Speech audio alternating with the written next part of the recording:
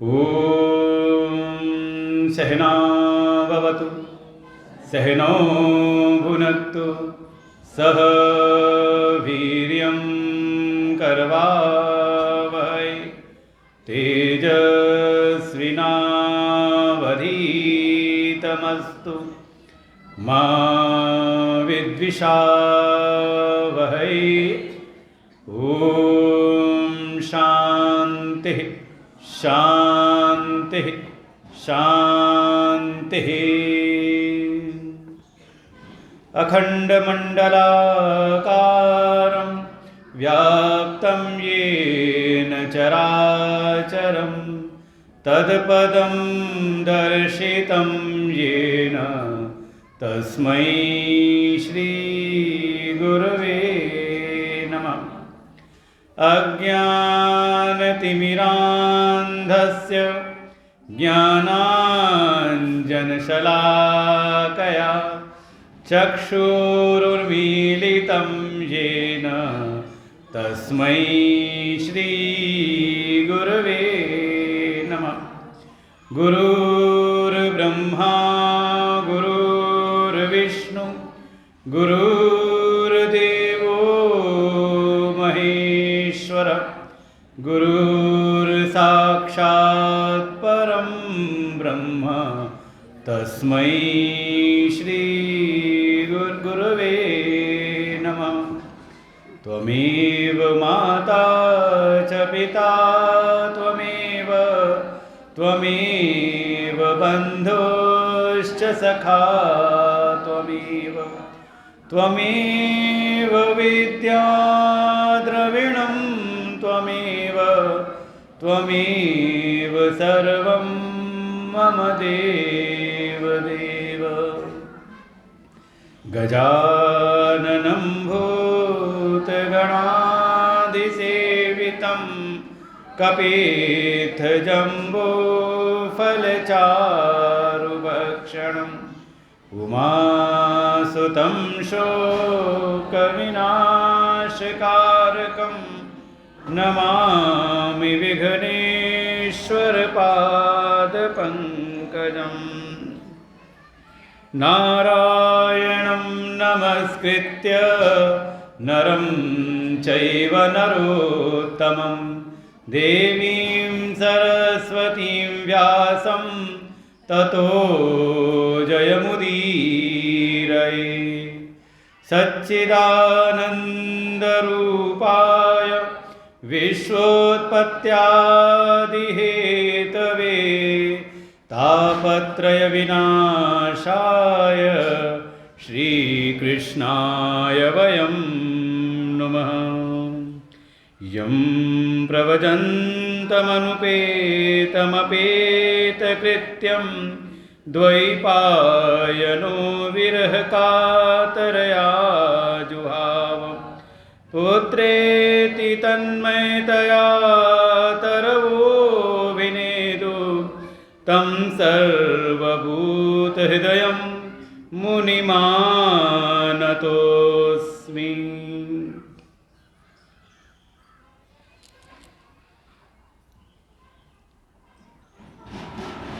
आनंद कंद सच्चिदानंद अनंत कोटि ब्रह्मांड नायक परात्पर ब्रह्म श्री राधा कृष्ण भगवान के चरणों में कोटशः नमन वंदन। परमात्मा के ही अभिन्न स्वरूप प्रातः स्मरणीय परम श्रद्धेय परम वंदनीय अर्चनीय अनंत श्रीभूषित श्री सद्गुरुदेव भगवान के चरणों में कोटशः नमन। मंचस्थ पूज्य गुरुदेव भगवान के ही परम कृपा पात्र और इस प्रज्ञानम सत्संग आश्रम की व्यवस्था प्रबंधन का कार्य देख रहे परम श्रद्धेय स्वामी श्री ललितानंद जी महाराज, आपको भी नमन वंदन। उपस्थित भगवत स्वरूप पूज्य संत चरण, प्रज्ञानम वेद विद्यालय के आचार्य आदेश जी, बटुक ब्रह्मचारी विद्यार्थी, उपस्थित समस्त भगवत भक्त, श्रद्धा भक्ति स्वरूपणी मातृशक्ति, भगवान की अहेतु कृपा एक बार पुनः इस स्थान पर, इस पावन पूज्य गुरुदेव भगवान की तपस्थली, जहाँ से निरंतर हम सबको इस अध्यात्म के मार्ग में, धर्म के मार्ग में आगे बढ़ने की प्रेरणा हम सबको प्राप्त होती रहती है।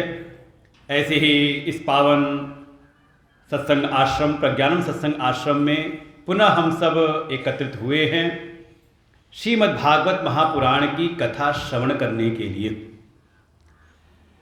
निमित्त बने हैं इस कथा के जो यजमान हैं आदरणीय श्री सुनील कुमार मिश्रा जी एवं उनकी अर्धांगिनी श्रीमती सुषमा मिश्रा जी, और प्रयोजन है अपने पितरों की तृप्ति, अपने पितरों की मुक्ति, उनका कल्याण हो, जिनकी स्मृति में आपकी पूजनीय आदरणीय माता जी स्वर्गीय श्रीमती प्रमोदिनी मिश्रा जी और आपके आदरणीय पूजनीय पिताजी स्वर्गीय श्री रामेश्वर दयाल मिश्रा जी की पावन पुण्य स्मृति में भगवान से ऐसी प्रार्थना है कि जैसा मिश्रा जी का भाव है, उनके पितृगण यहाँ उपस्थित हो करके उनका भाव से आवाहन करते हुए कि वो इस कथा का श्रवण करें और इस मोक्षदायिनी कथा के प्रसाद स्वरूप, फलस्वरूप उनको भी भगवत गति, उनको भी मोक्ष की प्राप्ति हो। और देखें, यही हमारी वैदिक सनातन संस्कृति है। ये जो मनुष्य का जीवन है, यह जीवन केवल अपने स्वार्थ के लिए, केवल अपने निज भोगों की प्राप्ति के लिए नहीं है। यही तन कर फल विषय न भाई। पूज्य बाबा गोस्वामी तुलसीदास जी ने स्पष्ट कहा, ये जो तन है केवल विषय भोग के लिए नहीं है, बल्कि ईश्वर की कृपा से हमको यह मानव तन मिला है, जिसके द्वारा हम अपना भी कल्याण कर सकते हैं और साथ ही साथ सारे जगत के कल्याण के लिए हम प्रेरित होकर के अपने प्रयास, अपने पुरुषार्थ हम कर सकते हैं। और जब कोई ऐसी विचारधारा से युक्त होता है, तब हम मानते हैं कि उसका जीवन धर्म से युक्त है। आज की वर्तमान परिस्थिति में धर्म के नाम पर जो जिसकी मर्जी जो आती है सो बोलता है और धर्म का झंडा बुलंद करके समाज को बांटने का प्रयास करती है। और प्रथम दृष्टया अगर आप उनको सुनो तो लगता है कि बात तो उनकी बिल्कुल ठीक है, बिल्कुल आप प्रत्यक्ष दृष्टया सुन करके उनको नहीं कह सकते कि कुछ गलत कह रहे हैं। उनके प्रमाण, उनकी युक्तियां सुन करके तो लगता है कि, लेकिन विचार करना पड़ता है उसका परिणाम क्या हो रहा है। धर्म को तो हमारे शास्त्रों ने परिभाषित किया, और देखें जो आज के समय में जो धर्म की परिभाषाएं चल रही हैं, ऐसे पंथ मजहब को धर्म नहीं कहते, किसी विशेष जीवन पद्धति, किसी विशेष पूजन पद्धति, उसका नाम नहीं। क्योंकि हमारी जो पावन भारत भूमि है, यहाँ विविधता तो इतनी है कि आप देखो देश देश में, अलग अलग प्रदेश में अलग अलग परंपराएं हैं, अलग अलग रीतियां हैं, अलग अलग कुल की रीतियां चली आती, कुल धर्म है। मुख्य लक्षण ये है धारणा धर्म इत्याहु धर्म धारयति प्रजा यस्याधारण संयुक्त सधर्म इति निश्चय। धर्म वास्तव में उसको कहते हैं जो धारण करने योग्य हो, जो प्रजा को एक साथ एक सूत्र में धारण कर सके, जो परिवार को एक सूत्र में रख सके, समाज को संगठित करे, वास्तव में वो है धर्म। और हमारे किसी भी परिश्रम, किसी भी प्रयास के द्वारा अगर ऐसा नहीं होता तो देखने में भले प्रथम दृष्टया ऊपर से देखने में लगे कि ये धर्म है, वास्तव में वो धर्म नहीं।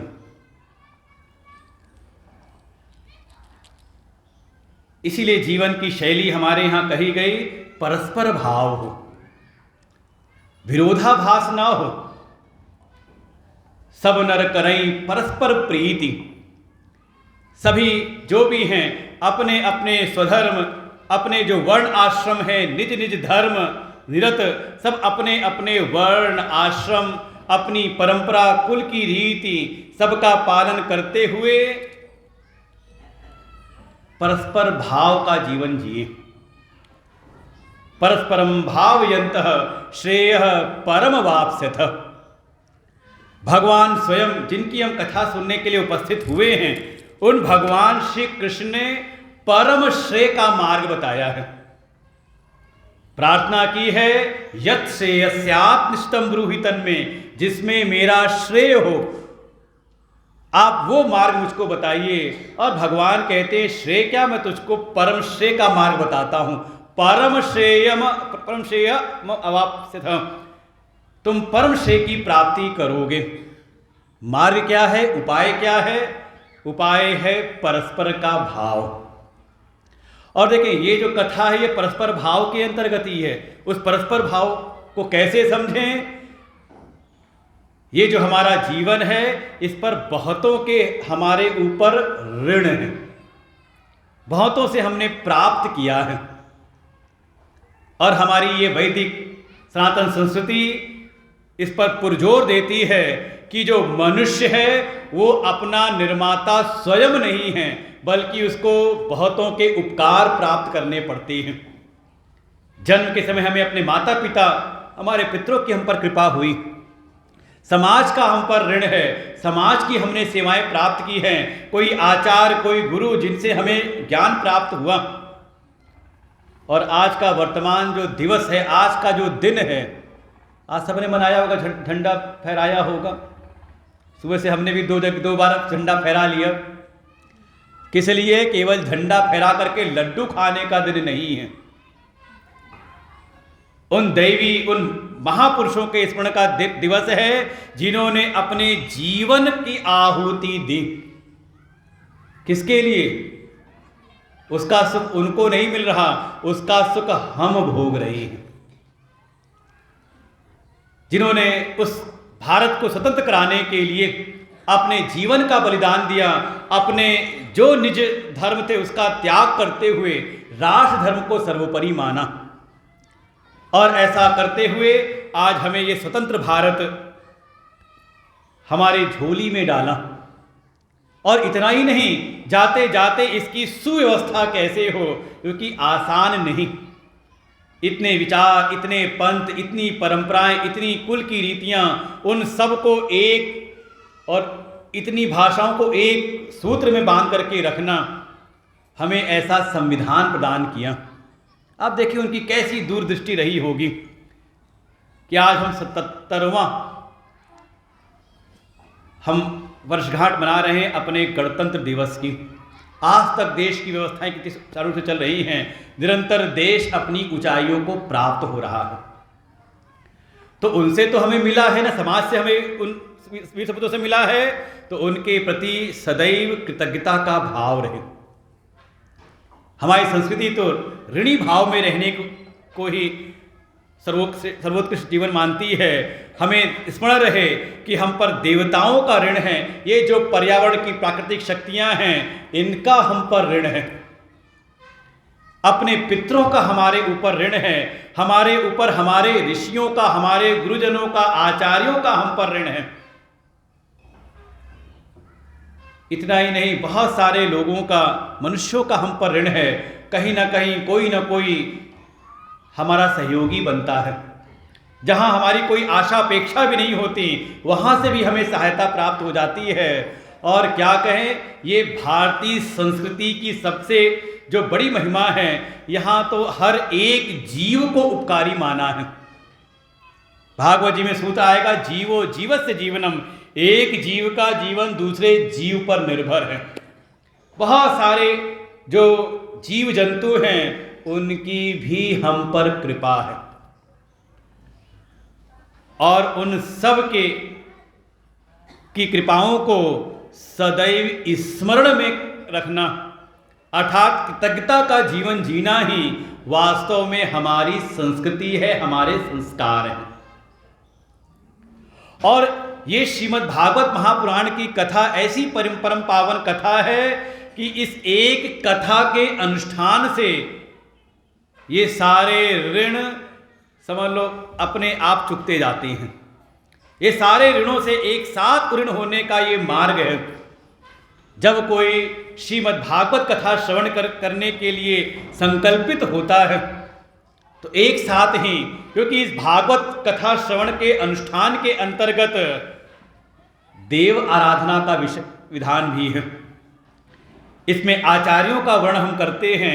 आचार्य वेदियों का निर्माण करके उसमें समस्त देवताओं का आवाहन करते हैं, उनका पूजन करवाते हैं, उनके निमित्त आहुतियां दिलवाते हैं। तो देखो देवताओं का जो हम पर ऋण है उससे भी ऋण होने का साधन पितृ ऋण इस श्रीमद् भागवत महापुराण की कथा श्रवण से बढ़ करके पितृ तृप्ति का कोई और उपाय नहीं। कोई किसी भी समय, किसी भी काल में, किसी भी स्थान पर अपने पितरों का स्मरण करके अगर श्रीमद् भागवत महापुराण की कथा का श्रवण करता है तो उसके पितरों की पर कृपा होती है स्वयं भगवान की। श्रीमद् भागवत में ही इस कथा का दैवी महात्म इसी की ओर संकेत करता है। जो आपने कथा सुनी होगी धुंधकारी की, आएगा विषय कथा में।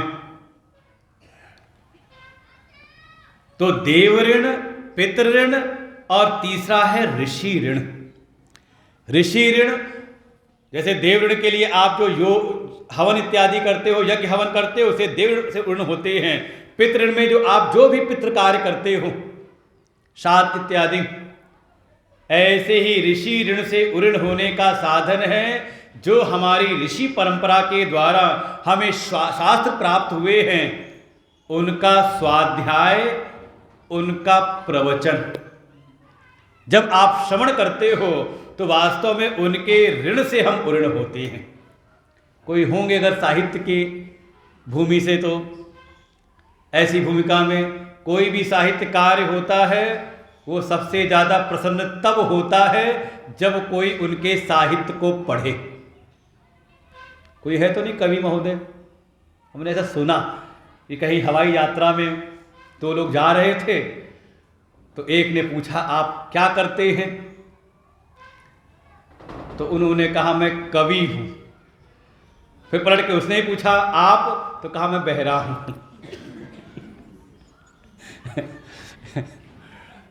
ये तो एक हास्य के लिए है, लेकिन वास्तव में कोई कवि हो, कोई वो रचना करे, कोई साहित्यकार हो, साहित्य की रचना करे, आप उसके साहित्य को, उसकी कविता को आप श्रवण कर लो, वो समझ लें जितना आशीर्वाद, जितना वो प्रेम भाव आपको देगा उसका कोई और साधन है नहीं। इसको खिलाओ पिलाओ चाहे कुछ ना करो। ऐसे ही ये जो हमारे वेद हैं, पुराण हैं, गीता हैं, उपनिषद हैं, जब कोई इसका श्रवण करता है, स्वाध्याय करता है, तो इससे वो अपने ऋषि ऋण से ऋण होता है। हमने संकल्प लिया अपने पितरों के निमित्त, उनके उद्धार, उनके कल्याण के लिए कथा सुननी है, लेकिन आयोजन हमने सामाजिक इस व्यवस्था से किया तो इसमें बहुत सारे समाज के लोग एकत्र हुए। तो संकल्प हमारा है, लेकिन हमारे संकल्प के निमित्त जो ये समाज एकत्र हुआ, जन एकत्र हुआ, तो उनका भी तो कल्याण हुआ। तो इसी साधन के द्वारा हम मनुष्य ऋण, जिसको कहा नृऋण, हम उससे भी ऋण होते हैं। और बहुत सारे जो भी यहाँ जीव जंतु इस कथा के वातावरण में आते हैं, उनका भी कल्याण, उनका भी उद्धार होता है। तो साधन एक है, लेकिन कार्य देखो अनेक संपादित हो जाते हैं। इसीलिए जो कोई भी श्रीमद् भागवत महापुराण कथा के आयोजन में निमित्त बनता है, भगवान की उस पर अहेतु कृपा उस पर होती है। सच्चिदानंद रूपाय विश्वोत्पत्त्यादि हेतवे तापत्रय विनाशाय श्रीकृष्णाय वयं नुमः। यं प्रवदन्तमनुपेतमपेतकृत्यं द्वैपायनो विरहकातरया जुहाव। पुत्रेति तन्मयतया तरवोऽभिनेदु तं सर्वभूतहृदयं मुनिमानतोऽस्मि। नैमिषे सुतमासीनम् अभिवाद्य महामतिं कथामृतरसास्वाद कुशलशौनको ब्रवीत्।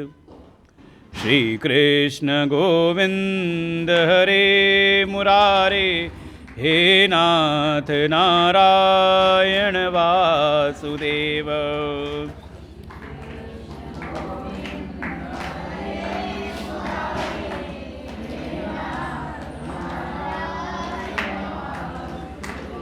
श्रीकृष्ण गोविन्द हरे मुरारे हे नाथ नारायण वासुदेव।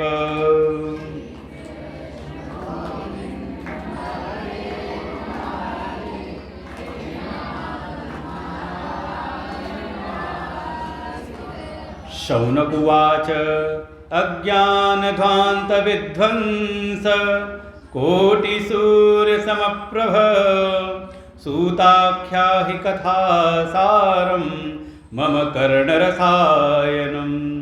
भक्तिज्ञानविरागाप्तो विवेको वर्धते महान् मायामोहनिराशश्च वैष्णवे क्रियते कथम्।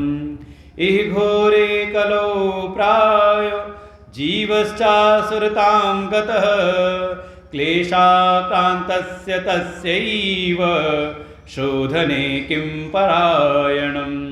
श्रेयसां यद्भवेत् श्रेय पावनानां च पावनं कृष्णप्राप्तिकरं शश्वत् साधनं तद्वदाधुना। चिन्तामणिर्लोकसुखं सुरद्रुः स्वर्गसम्पदं प्रयच्छति गुरुः प्रीतो वैकुंठम योगी दुर्लभम। श्रीमद्भागवत महापुराण की कथा प्रारंभ होती है पावन नैमिषारण्य तीर्थ से, जहां मां भगवती गोमती का पावन तट है। शौनक आदि हजारों ऋषि एकत्र हुए हैं इस कलयुग के प्रभाव से अपने मन को शुद्ध पवित्र करने के लिए।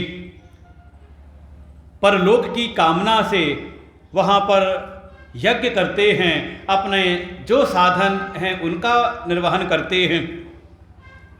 संजोग हुआ महामतिम सूत जी का वहाँ आगमन हुआ। सबने बड़े आदर पूर्वक उनको व्यास आसन पर विराजमान किया और शौनक आदि ऋषियों ने उन समग्र ऋषियों के प्रतिनिधि बन गए शौनक ऋषि, और उनके माध्यम से ऋषियों ने प्रार्थना की सूत जी से कि हे सूत जी, आपकी तो क्या महिमा है। अज्ञान ध्वांत विध्वंस कोटि सूर्य समप्रभ।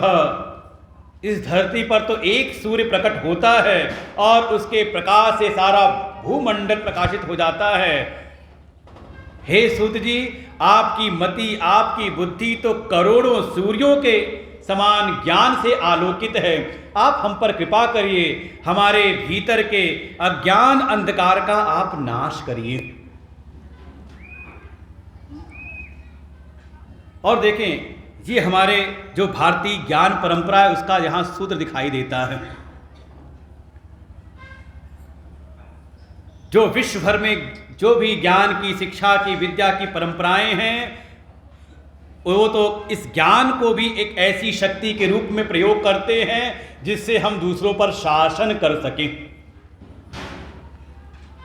और उसका इतिहास अगर आप देखो तो आप अच्छे से अनुभव कर सकते हैं। कोई लूटने आया तो कोई व्यापार करने आया, और सबने अपनी विस्तार नीति को यहीं पर प्रयोग किया है।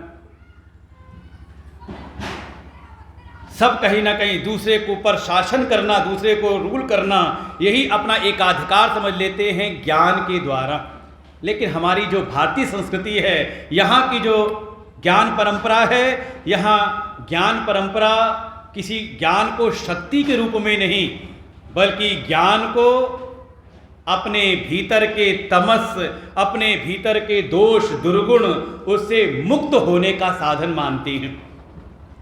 नहीं ज्ञानेन सदृशम पवित्रम इह विद्यते, ज्ञान से बढ़ करके अपने मन को पवित्र करने का कोई और साधन है नहीं। जहां एक और ज्ञान को शक्ति का के रूप में स्वीकार किया, वहीं हमारी भारतीय ज्ञान परंपरा में इस ज्ञान को पवित्रता का साधन माना। अंधकार से अपने चित्त को, अंतःकरण को हम ज्ञान के प्रकाश में लेकर के आए। ये जो अज्ञान की, तमस की जो अपवित्रता है, उसका हम त्याग करें, और जब ज्ञान हमें प्राप्त हो तो हमारे भीतर की अपवित्रता, दोष दुर्गुण दूर हो जाएं, तो अपने जीवन को दूसरे के कल्याण के लिए लगाएं। ये है ज्ञान की परंपरा। इसी भाव से प्रार्थना की शौनक आदि ऋषियों ने कि आपके भीतर का जो ज्ञान है वो हम सब के अज्ञान अंधकार को मिटाने में परम सामर्थ्यवान है। आप कृपा करके हमें वो ज्ञान प्रदान करिए जिसके द्वारा हमारा अंतर्मन पवित्र हो। श्रेयसाम यद भवे श्रेयः पावना नाम च पावनम। हमारे अंतर्मन को पवित्रता प्राप्त हो और हम परम श्रेय की प्राप्ति कर सकें, क्योंकि एक घोर कलयुग का समय है। इहि घोरे कलौ प्रायः जीवाश्च श्रुताम गतः। ये घोर कलयुग का समय है, और कलयुग का जो सबसे बड़ा दुष्प्रभाव है कि कलयुग के जो प्राणी हैं वो आसुरी गति वाले हो रहे हैं, अर्थात केवल और केवल अपने प्राणों के संचार के लिए ही जीवन जीते हैं। उनको न तो परिवार, न तो समाज, न तो राष्ट्र, कोई और नहीं, वो केवल अपने स्वार्थ के लिए ही, और ऐसा स्वार्थी होकर के भी अनेकों क्लेशों, अनेकों प्रकार के कष्टों से वो निरंतर घिरे रहते हैं। ऐसे संकीर्ण हृदय वालों की शुद्धि का उपाय क्या है? अयम निजः परो वेत्ति गणना लघु चेतसाम। उनकी बुद्धि तो माया से, इस कलयुग की माया से ही ऐसी ग्रसित है, उनका जीवन केवल मैं अरु मोर तोर तय माया, केवल उसी से ग्रसित है। ये मेरा है, ये पराया है, ऐसी ही उनकी जो बुद्धि है, चित्त है, अत्यंत ही संकीर्ण हो गया है। गणना लघु चेतसाम, ऐसे संकीर्ण चित्त वालों की सदैव ही मनोवृत्ति रहती है मेरे पराये में। इससे मुक्ति का उपाय क्या है? आप हमें वो ज्ञान प्रदान करिए। ये जीवन की सार्थकता तो ये है, ये मनुष्य जीवन की सार्थकता तो ये है कि जिनकी कृपा से ये मनुष्य का जीवन प्राप्त हुआ है, ये मनुष्य अपने इसी जीवन में उनकी प्राप्ति कर ले। कृष्ण प्राप्ति कर्म शाश्वत साधनम तद्वदाधुना। आप हमें भगवान कृष्ण की प्राप्ति का उपाय बताइए, और हमें कोई चिंता नहीं है। क्यों चिंता नहीं? क्योंकि हमने सुना है कि इस लोक में किसी को चिंतामणि मिल जाए। कभी नाम सुना कि नहीं चिंतामणि? चिंता तो मिली हुई है लेकिन मणि नहीं मिली है आधा अधूरा मिला हुआ है। चिंतामणिर लोक सुखम। चिंतामणि की जो महिमा ये है कि जिसको मिल जाए तो उसको इस लोक का सुख मिल जाता है। अब वो चिंतामणि कुछ और नहीं, थोड़ा परिश्रमी बने, पुरुषार्थी बने। बिना परिश्रम के, बिना कर्म के इस लोक का सुख प्राप्त नहीं होता। और दूसरा कहा श्रुतु स्वर्ग संपदम। और अगर किसी को कल्पवृक्ष मिल जाए तो पारिजात, ये तो सुना होगा ना कल्पवृक्ष, देखा कभी? चले जाओ लखनऊ के आगे, बाराबंकी के आगे है कहीं महादेवा, वहां पर है पारिजात। लेकिन हमने देखा तो उसकी महिमा वहाँ नहीं दिखाई थी। वहाँ जो पुजारी रहता है सेवा में, वो उसका फूल फिर बेचता है। कोई आता है तो उसको फूल बेचता है 100-100 रुपये में। हमारे मन में आया जब ये कल्पवृक्ष के नीचे रह रहा है तो उसको ये 100 रुपये फूल को बेचना पड़ रहा है। वो चाहे तो फूल भी दे, 100 रुपये और साथ में दे दे। भाई दूसरे से अपेक्षा करने से अच्छा, भाई दूसरे से आशा करके मांगने से अच्छा है कल्पवृक्ष नीचे बैठे और कह दे नोटों की बरसात हो जानी चाहिए थी, क्योंकि यही वर्णन किया है। कहा स्वर्ग में स्थापित है, वास्तव में वो कल्प वृक्ष है हमारे पुण्य, हमारी दैवी उपासना।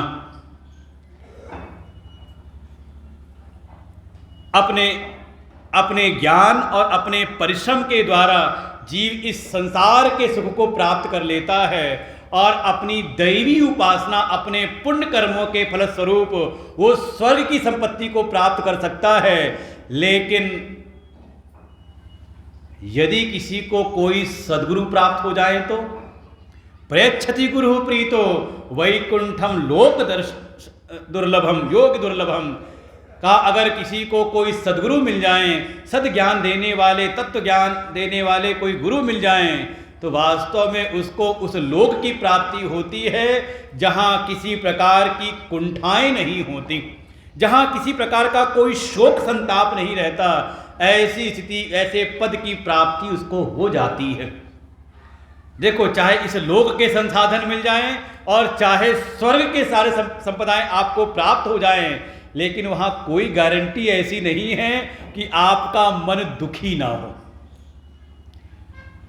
इस संसार की संपदाओं से भी जो संपन्न हैं उनको भी दुखी होते देखा गया है। और कथाओं में जब सुनेंगे दैवासुर संग्राम की कथाएं तो कितनी बार इंद्र भी पराजित होकर के दुखी होता है। वास्तव में ये जो संसाधन बाहर के हैं, ये भोग सुविधाएं तो सामने प्रकट कर सकते हैं, लेकिन मन के भीतर का जो शोक है, मन के भीतर का जो संताप है, उसकी आत्यंतिक रूप से निवृत्ति तो केवल और केवल सद्गुरु कृपा से, जब उसको सद्ज्ञान, उसको जब आत्मज्ञान की प्राप्ति होती है तभी संभव है। और हे सूत जी, आप जैसा तत्वज्ञ हम सबको प्राप्त हुआ है, इसलिए अब हमें इस प्रकार की कोई चिंता नहीं।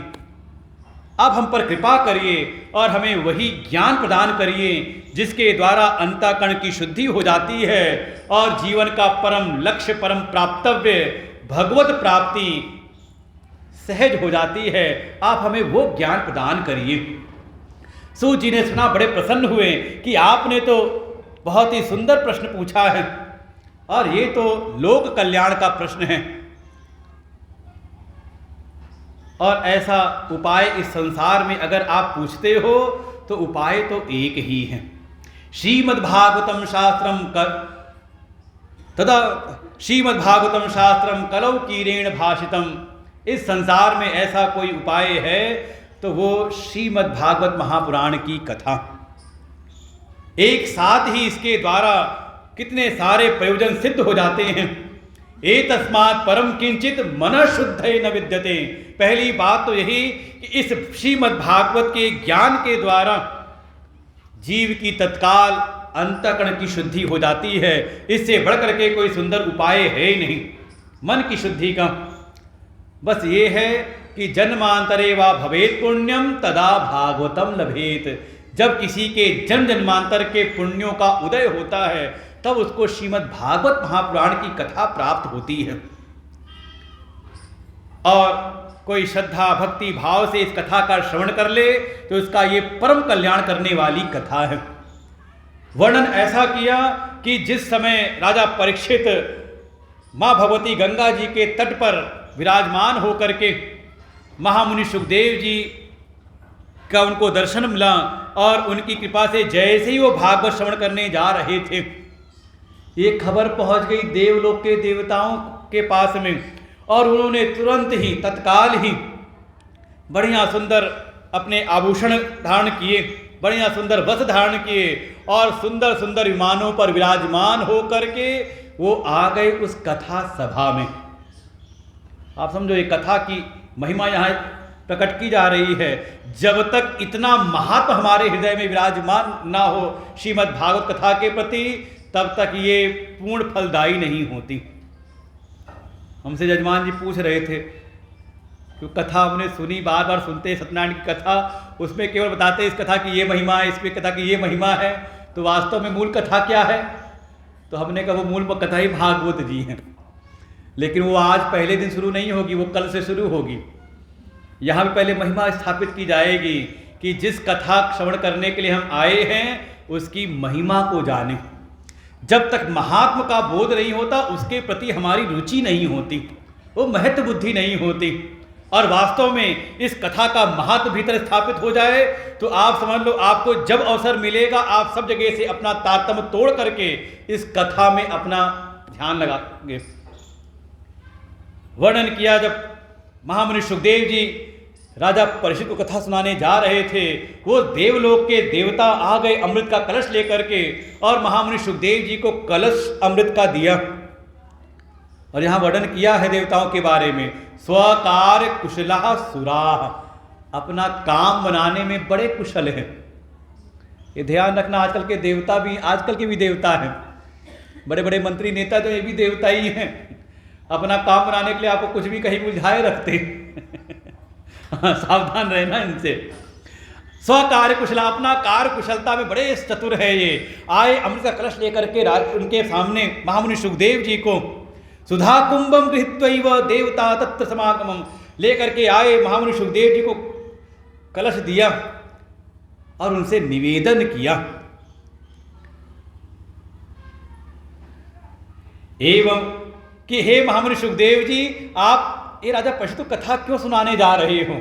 इसीलिए ना कि इनको श्राप मिला है कि आज से 7वें दिन तक्षक के काटने से इनकी मृत्यु होगी। ये हम स्वर्ग लोक का अमृत लेकर के आए हैं, अमृत कलश, इसकी एक बूंद भी कोई पी ले ना, उसको तक्षक क्या, तक्षक का पूरा खानदान भी डस ले तो कुछ होने वाला नहीं। हम पूरा अमृत कलश लेकर के आए, पूरा कलश दे दीजिए उनको, बदले में कथा हमको दे दीजिए। और ऐसे जब अदला बदली की बात जब सुनी, एवं विनिमय जाते सुधा राज्ञा प्रपीयताम कथा सुधाम प्रच्छस्व। महामुनि सुखदेव जी ने देखा ऐसी अदला बदली की बात करने आए हैं, व्यापारी वाली भाव करने आए हैं, व्यापार वाली भावना से उन्होंने उन देवताओं को कथा का पात्र नहीं जाना, उनको अनधिकारी जान करके उनका तिरस्कार करके वहां से निकाला। कौ सुधा को कथा लोके को क्वाच को मणिर्महान। हे देवताओं, तुम अपना कार्य बनाने में बड़े कुशल हो, लेकिन तुम्हें इतना भी संज्ञान नहीं। तुम इस श्रीमद् भागवत महापुराण अमृत तुल्य कथा को तुम लेने आए हो इस देवलोक के तुच्छ अमृत कलश के बदले में। इस अमृत कलश को पी करके किसी का शरीर तो अमर हो सकता है, लेकिन क्या उसके मन के शोक संताप भय, क्या उसकी मृत्यु हो सकती है? आप समझो, ये जब हमारे देश के जब महात्मा लोग बात समझाते तो बात कम समझ में आती है, तो कम से कम थोड़ा इतिहास पढ़ो। इतिहास में विदेशी जो दार्शनिक आए उसमें एक नाम आता है अब्ज अल बरूनी। वो जब आया महमूद गजनवी के साथ उनके समय में, उसने जब भारत का भ्रमण किया, उसने कुछ बातें कही।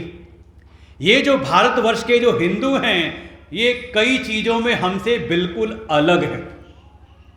कहा ऐसा क्या भेद है? कहा पहली बात तो ये, इनको मरने का डर नहीं है, इनको मृत्यु का भय नहीं होता। कहा दूसरी बात ये सत्य से नहीं डिगते, झूठ में इनका विश्वास नहीं है, सत्य का पालन करते हैं। तीसरी बात, कहा यहां हर एक प्राणी को अपने ज्ञान का अभिमान है। अच्छा है कि नहीं? किसी को भी कह मत देना, अरे तुझे क्या पता, भले सामने जवाब नहीं देगा, पीछे मुझे जाके कहेगा इनको क्या पता कि हम हमारे यहाँ का हर एक, चाहे रिक्शा चलाने वाला भी हो, उसको भी अपने ज्ञान का अभिमान है। कभी मौका पड़ेगा तो दो चार बात, और हमें अनुभव हुआ जब हमारे कोई समस्या हुई, जहाँ जाएं तो लोग नया नया उपचार बता दें, आप ये कर लो, आप ऐसा कर लो, वैसा कर लो। तो हमारा अनुभव हुआ कि जितने डॉक्टरों से मिले, डॉक्टरों ने ज़्यादा सलाह नहीं दी, लेकिन जितने जन सामान्य सब ने 2-4 नुस्खे बता ही दिए। हमने कहा सब दुनिया में हमारे ज्ञानी हैं और उस ज्ञान का अभिमान भी है। अच्छा, अभिमान ना हो तो बोले कैसे, बताते क्यों? किसने कहा? एक विदेशी दार्शनिक ने। और देखें, सबका आधार है ये हमारे जो वेद हैं, उपनिषद हैं और हमारे पुराणों में जो ब्रह्म विद्या है, ये जो तत्व ज्ञान है जो हमें अपने देह से ऊपर अपने चेतन तत्व का अनुभव कराता है और जिस चेतन, जिस आत्मा का वर्णन करता है कि उसका ना तो जन्म है ना तो उसकी मृत्यु है, इस ज्ञान का आधार, इस ज्ञान को आधार लेकर के यहाँ जो भारतवासी हैं, जो ज्ञान में ही रमण करते हैं, उनको कभी मृत्यु का भय नहीं रहा। आप इतिहास को देखो, ऐसे ऐसे हमारे वीर सपूत रहे हैं, ऐसी हमारी गुरुओं की परंपरा रही है। और समाज का ऐसा भाव था कि जब लोग आए धर्म परिवर्तन कराने के लिए, तो समाज ने कह दिया हमारे गुरु जी को परिवर्तित करा दो तो हम आपके धर्म का पालन करेंगे, स्वीकार कर लेंगे। और हमारे सिखों की गुरु परंपरा ऐसी उनको यातनाएं दी, आप कल्पना भी नहीं कर सकते। यहाँ तो एक रुआं उखड़ता है तो हम चीख पड़ते हैं, क्या क्या नहीं उनके साथ व्यवहार किया। अरे कम से कम एक पिक्चर तो देख ही ली होगी ना, छावा। हमें इतिहास भी फिल्मों से पता चलता है कि शिवाजी के भी कोई ऐसे पुत्र थे। आप देखो, जीव तक खींच ली उनकी, सारे शरीर की चमड़ी उधेड़ डाली, नमक रगड़ते हैं, लेकिन फिर भी अपने धर्म से, अपने सत्य मार्ग से कभी वो डिगे नहीं। कारण है उनको मृत्यु का भय नहीं। और यह निर्भयता आती है हमारे ये जो हमारे वेद पुराण का जो ज्ञान है। सुखदेव जी कहते हैं, इस जो अमृत कलश का जो अमृत है, इससे देह तो अमर हो सकता है, लेकिन उसको अपनी आत्मा के अमृतत्व का उसको प्राप्ति नहीं हो सकती। इसलिए उनका तिरस्कार करके वहां से भगाया है। और राजा परीक्षित को 7 दिन ये कथा सुनाई, और मात्र 7 दिन के श्रवण मात्र से ही सप्ताहेन सुतम चैत सर्वथा मुक्तिदायकम संकाद्य ही पुरा प्रोक्तम नारदाय दया परई। और 7 दिन कथा सुनी और राजा परीक्षित का मोक्ष हो गया 7 दिन में ही। कहा राजा परीक्षित के पास तो केवल 7 ही दिन थे।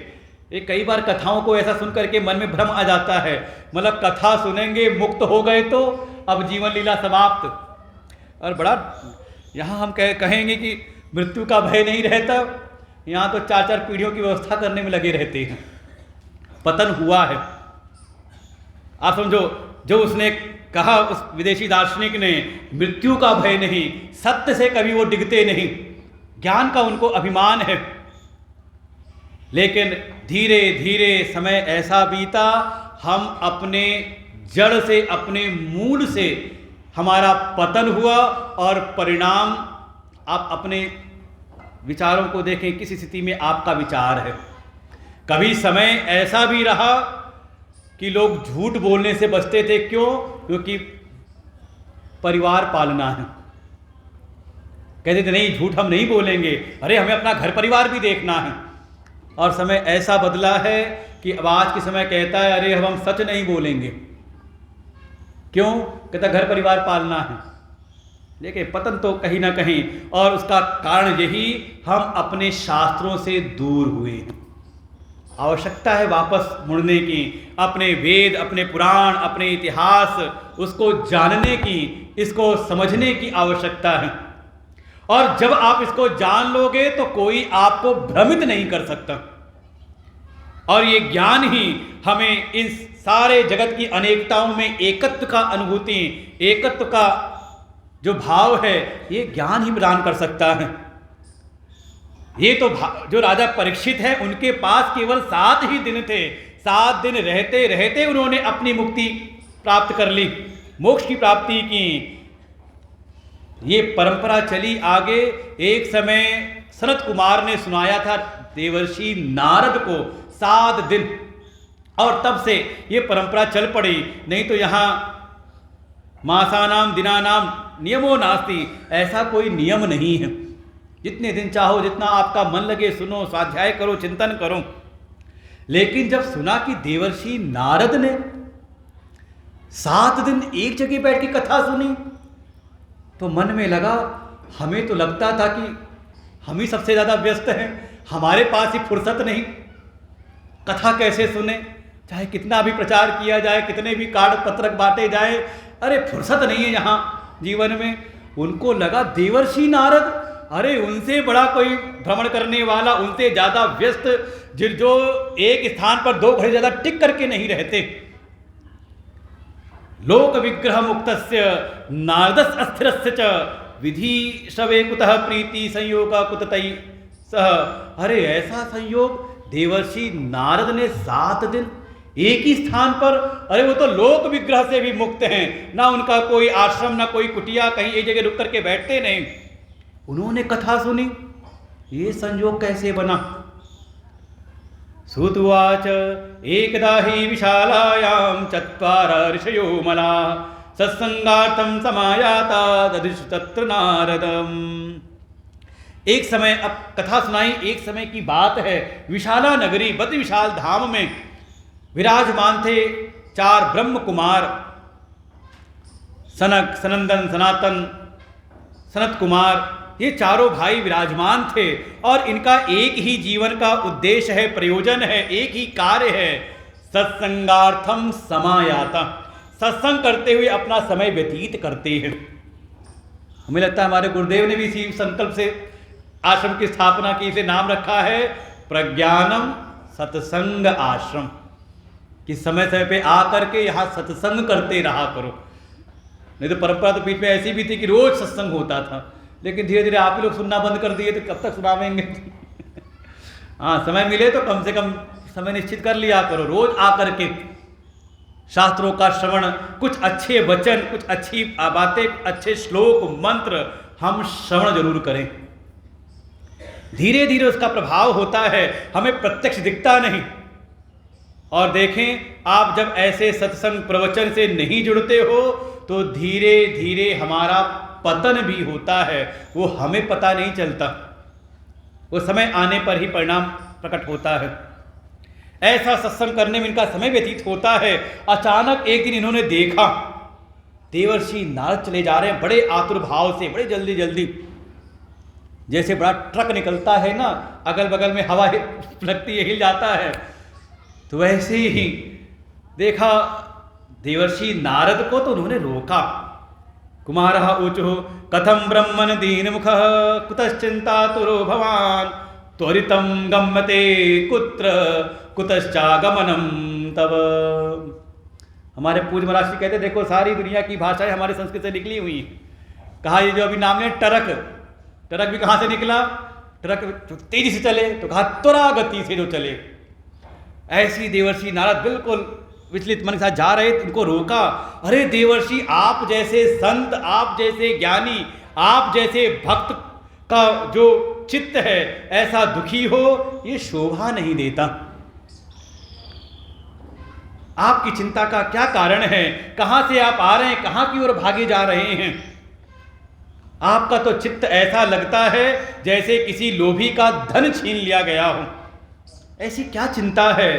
तब देवर्षि नारद ने वर्णन किया, हे भ्राताओं, मैंने इस पृथ्वी लोक की बड़ी महिमा सुनी थी, और उस पृथ्वी लोक में भी भारत भूमि की।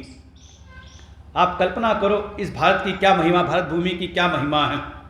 सारे तीर्थ भारत भूमि में हैं, सारे जो भगवान के अवतार हैं वो भारतवर्ष में हुए हैं, जितने भी भक्ति के ज्ञान के आचार्य हुए हैं वो भारत भूमि में अवतरित हुए हैं, और उसी पावन भारत भूमि में हमारा भी जन्म हुआ है। लेकिन भारतवर्ष में जन्म लेकर के हम भक्ति ज्ञान वैराग से शून्य हो जाएं तो समझ लो अब इसमें किसी और का दोष नहीं। वर्णन किया कि मैंने पृथ्वी की बड़ी महिमा सुनी थी, यहाँ बड़े बड़े तीर्थ हैं जो जिनके दर्शन से, जिनके सेवन से मन अंतर मन पवित्र हो जाता है, लेकिन मैं सब जगह गया, वो प्रभाव दिखा नहीं। सत्यम नास्तपः शौचम दयादानम न विद्यते। ये जो धर्म के मुख्य स्तंभ हैं, सत्य, तप, शौच और दया, दया के अंतर्भूत दान, ये चारों स्तंभ दिखते नहीं। देखो, ये है धर्म के लक्षण।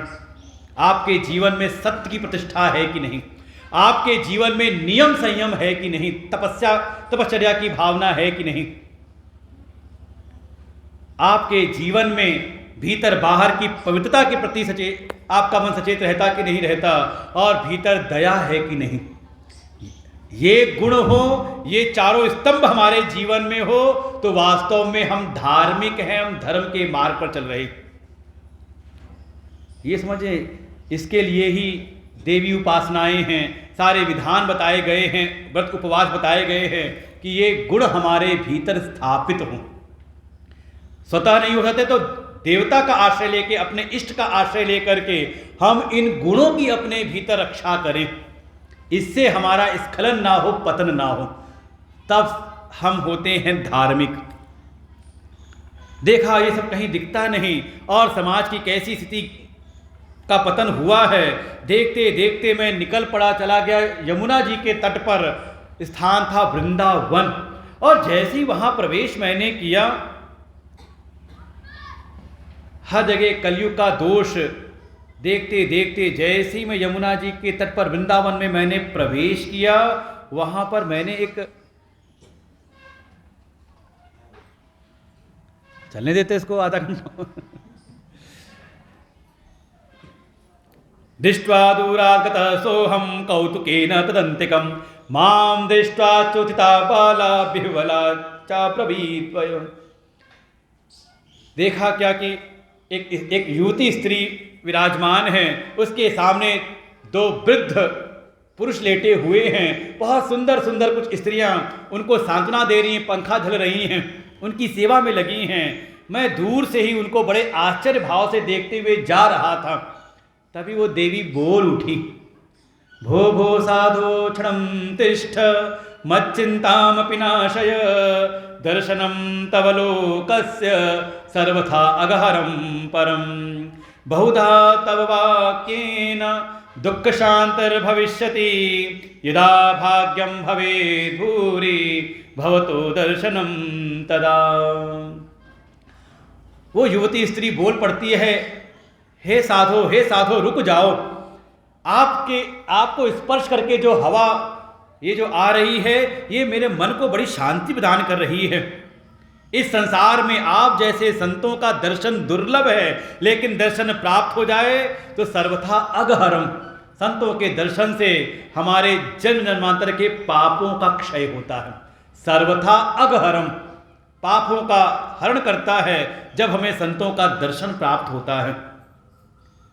और उसमें भी बहुधा तव वाक्येन, उसमें भी संतों के श्रीमुख से अगर कोई आशीर्वचन प्राप्त हो जाए। आज विद्यालय में यही हुआ, उन्होंने यही कह दिया कि जब तक गुरुजी का आशीर्वचन नहीं मिलेगा तब तक जाने नहीं देंगे। हमने कहा बुलाओ फिर आशीर्वचन दिया जाए। संतों की सेवा, संतों के दर्शन से पापों का क्षय, संतों की सेवा से पुण्यों का अर्जन। लेकिन परम कृपा तो तब है जब संतों के श्रीमुख से हमें कुछ उनके आशीर्वचन प्राप्त हो जाए। वो तो आत्यंतिक रूप से दुखों की शांति करते हैं। हे देवर्षि, बड़े भाग से आपका दर्शन मिला है। देवर्षि ने पूछ लिया, आप हैं कौन? आपको तो पता होगा ना कौन है वो, पता है ना? देवर्षि जी को नहीं पता था। उन्होंने पूछा, देवी तुम हो कौन? क्वासी त्वं कायमो चेमा नार्या का पद्मलोचना। हे देवी, आप कौन हैं? ये दोनों जो पुरुष लेटे ये कौन हैं? और ये सुंदर सुंदर नेत्रों वाली ये सुंदर जो स्त्रियां हैं ये सब कौन हैं? तब उसने अपना परिचय दिया। बालोवाच अहम भक्तिरिति ख्याता इमो मे तनयौ मतौ ज्ञान वैराग्य नामानौ कालयोगेन जर्जरौ। अरे देवर्षि, मेरा नाम है भक्ति, मैं भक्ति हूँ। और ये दोनों वृद्ध युवक लेटे हुए, ये वृद्ध जो है लेटे हुए पुरुष, ये कोई और नहीं, मेरे दोनों पुत्र हैं, नाम है ज्ञान और वैराग्य। और ये स्त्रियां कहा, ये गंगा आद्य सरितश्चेमा मत्सेवार्थम समागता। ये गंगा, यमुना, गोदावरी इत्यादि जो पवित्र नदियां हैं, वही ये सुंदर रूप लेकर के मेरी सेवा में लगी हुई हैं। हमारा जन्म, हम उत्पन्न हुए थे, उत्पन्ना द्रविणे साहम वृद्धे कर्नाटके गताह। हमारा जन्म हुआ था दक्षिण देश में, दक्षिण भारत में।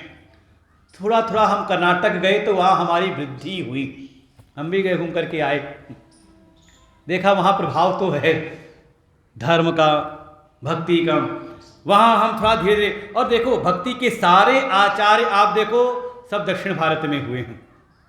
भगवान के अवतार हुए हैं उत्तर भारत में, और उसमें भी भारत में भी पुण्य भूमि उत्तर प्रदेश।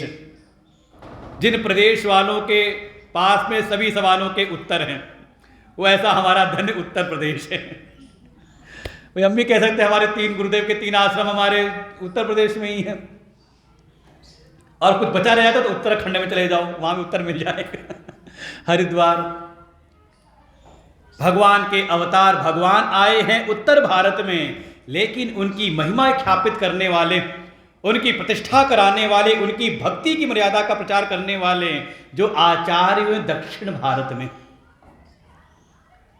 कोई केरल में, कोई तमिलनाडु में, कोई कर्नाटक में, ऐसे सब हुए हैं। तो वही कह रही भक्ति, कह रही मेरा जन्म हुआ था दक्षिण भारत में, धीरे धीरे आगे बढ़ी, मेरी वृद्धि हुई, लेकिन धीरे धीरे आगे जब बढ़े, क्वचित क्वचित महाराष्ट्र गुर्जरे जीर्णताम गताः। थोड़ा थोड़ा जब से ऊपर बढ़े, महाराष्ट्र की तरफ आए, तो धीरे धीरे हम जीर्ण हो गए। कारण था पाखंड, घोर कलियुगात् पाखंडई खंडिताम का। ये कलयुग का ऐसा दुष्प्रभाव, पाखंड ने हमारे अंग को खंड खंड कर दिया। कैसे भी हम इतने दुर्बल हो गए कि चलना मुश्किल हुआ।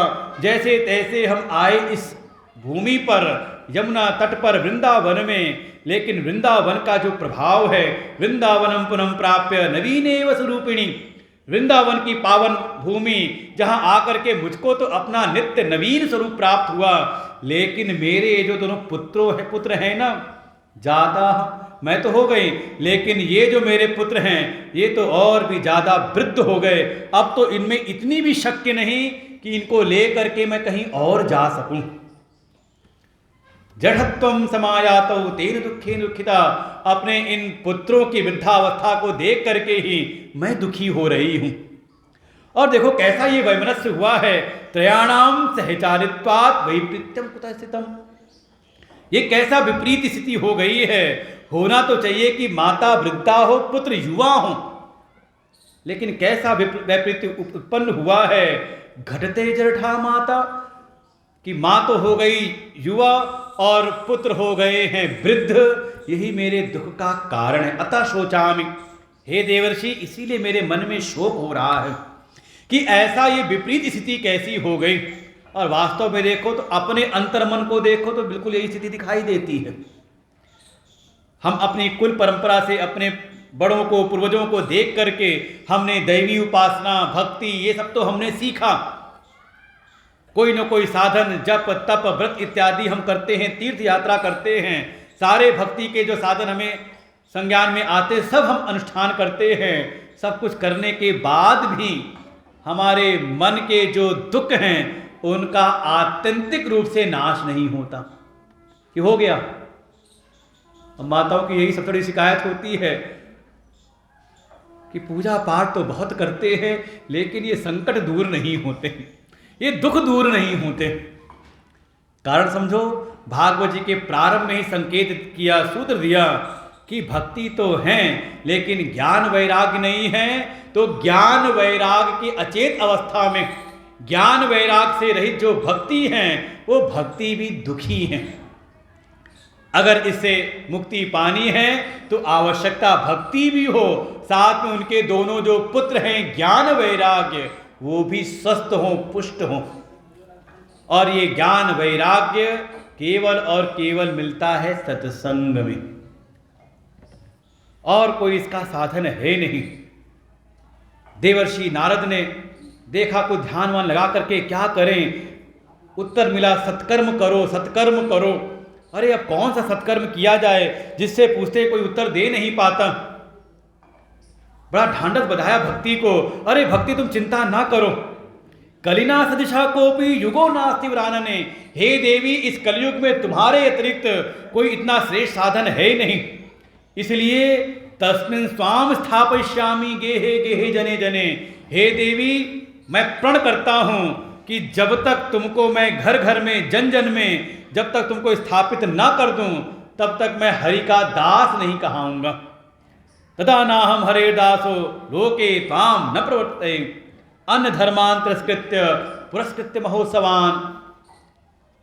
वास्तव में भक्त वही है जो अपने हृदय की भक्ति, पहले अपने हृदय में भक्ति को दृढ़ करे और समाज में भी इस भक्ति का प्रचार करे, प्रसार करे। वास्तव में वही भक्त है। सब कुछ सांत्वना देने के बाद फिर देवर्षि ने प्रयास करना प्रारंभ किया, थोड़ा ज्ञान वैराग को ठीक करें। ज्ञान वैराग्य है, जाके पहले कुछ हाथ वाथ को रगड़ा वगड़ा, कुछ जा करके मुखम संयोज करना अंते, कान के पास मुख लगा करके आवाज लगाई, रे ज्ञान उठ जाओ प्रबुद्धताम, हे वैराग उठ जाओ प्रबुद्धताम।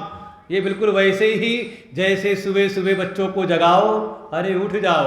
एक चेला था, कुछ ने कहा, अरे चेला राम उठ जा, सुबह का समय है, स्नान ध्यान कर ले, जल्दी से संध्या वंदन कर ले। चेले की आंख खुली, गुरुजी आ रहा हूं। थोड़ा समय बीता, गुरुजी कहा, अरे देख अब तो भोर निकल, तो उजाला भी हो गया, अरे उठ जा, स्नान ध्यान कर ले, संध्या वंदन कर ले, कैसा ब्रह्मचारी है, उठ जल्दी से। चेले की आंख खुली, चेले ने कहा, उठ रहा हूं गुरुजी, बस उठ गया हूं। थोड़ा समय और बीता, गुरुजी अपने नित्य कर्म से निवृत्त होकर के गए होंगे रसोई घर में, चाय वाय बनाई, कहा, अरे चेलाराम अब तो उठ जा, चाय बन गई है, चाय पी ले। वो चेलाराम झट से उठा और आ गया चाय लेने। गुरुजी ने कहा, अरे अब कैसे उठ गया, इतनी देर से उठा रहा था, उठा नहीं, अब कैसे उठ गया।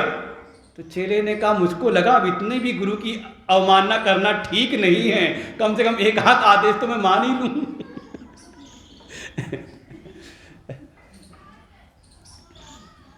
ये थोड़ी सी आंख खोले फिर बंद हो जाए।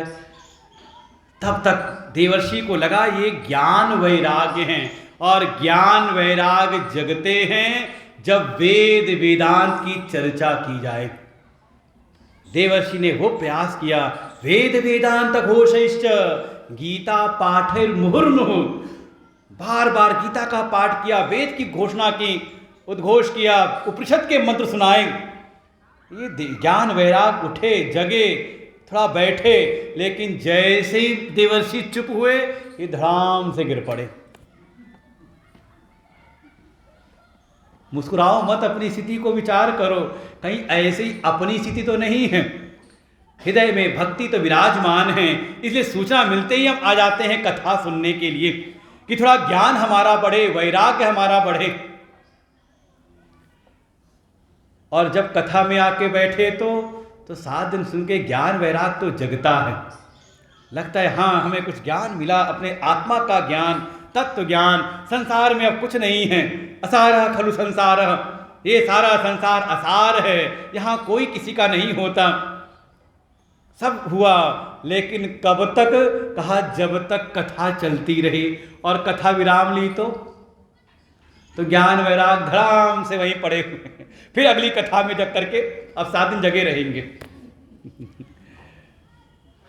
बड़े खिन्न हुए, क्या करें, आकाशवाणी हुई सत्कर्म करो, सत्कर्म करो, सत्कर्म से इनका उद्धार होगा। अब देवर्षि को जो मिले उससे पूछते हैं, सारे वेद वेदांत ही तो बताते हैं सत्कर्मों के बारे में, सब तो सुना दिया, अब और कौन सा सत्कर्म, कोई उत्तर दे नहीं पाता। इसी खोज में देवर्षि भ्रमण करते करते पहुंच गए विशाला नगरी में, बद विशाल धाम में, जहां उनकी भेंट हुई है सनत कुमार से। देवर्षि ने कहा, हे भ्राताओं, मेरे मन में अपनी कोई चिंता नहीं है, मेरा मन चिंतित है भक्ति की चिंता से, कैसे उसके पुत्र ज्ञान और वैराग का उद्धार हो। बस इसी चिंता से मैं व्याकुल होकर के इधर उधर भ्रमण कर रहा हूँ। कुमारा ओचो, संत कुमारों ने कहा, माँ चिंताम कुरु देवर्षे हर्षम चित्ते समावह। हे देवर्षि, अब बिल्कुल चिंता ना करो, अपने हृदय में अब हर्ष उत्पन्न करो। उपाय है, उपाय सुख साध्यो अत्र। और उपाय भी बहुत कठिन नहीं है कि बड़ी तपस्या करनी पड़ेगी, बड़ा ध्यान लगाना पड़ेगा। का सुख साध्य, सुख पूर्वक साधन करने वाला उपाय है और पूर्व से ही है ये उपाय। क्या उपाय है? कहा, हमारे वेदों में, शास्त्रों में अनेकों प्रकार के यज्ञों का वर्णन है। द्रव्य यज्ञ, तपो यज्ञ, ज्ञान यज्ञ तथा परे, ऐसे बहुत सारे यज्ञों का वर्णन है। उसी में स्वाध्याय ज्ञान यज्ञाश्च, उसी में एक यज्ञ है ज्ञान यज्ञ, जहां ज्ञान की अग्नि प्रज्वलित होती है और साधक अपने भीतर के दुर्गुण दोषों को होम करते हैं और परिणाम स्वरूप जब भीतर की सारी वासनाएं, सारे दोष दुर्गुण जब भस्मीभूत होते हैं, तब भीतर से ही वो ज्ञान प्रकट होता है, अपने स्वरूप का बोध प्रकट होता है। ऐसा ज्ञान यज्ञ सर्वश्रेष्ठ है और उसमें भी श्रीमद् भागवत आलाप सतु गीत सुकादवी, और उसमें भी जो महामुनि सुखदेव के मुख से प्रकट हुआ ये जो श्रीमद् भागवत महापुराण है, इसका ज्ञान यज्ञ हो तो इसकी बात ही क्या है। बैठो बैठो, मैं सुनाता हूं। भक्ति ज्ञान विरागाणाम तदघोषेण बलम महत। उस श्रीमद् भागवत कथा के उद्घोष से भक्ति, ज्ञान, वैराग्य तीनों को ही बल प्राप्त होगा। मैं कथा सुनाता हूं। देवर्षि ने कहा, चलिए फिर वृंदावन। कहा, नहीं, वृंदावन नहीं जाऊंगा, कथा सुनाऊंगा। गंगा द्वार समीपे तु तटम आनंदनम नामकम। गंगा द्वार हरिद्वार में आनंदवन नाम का तट है, वहां कथा सुनाऊंगा। तुम भक्ति ज्ञान वैराग को वहीं लेकर के आओ।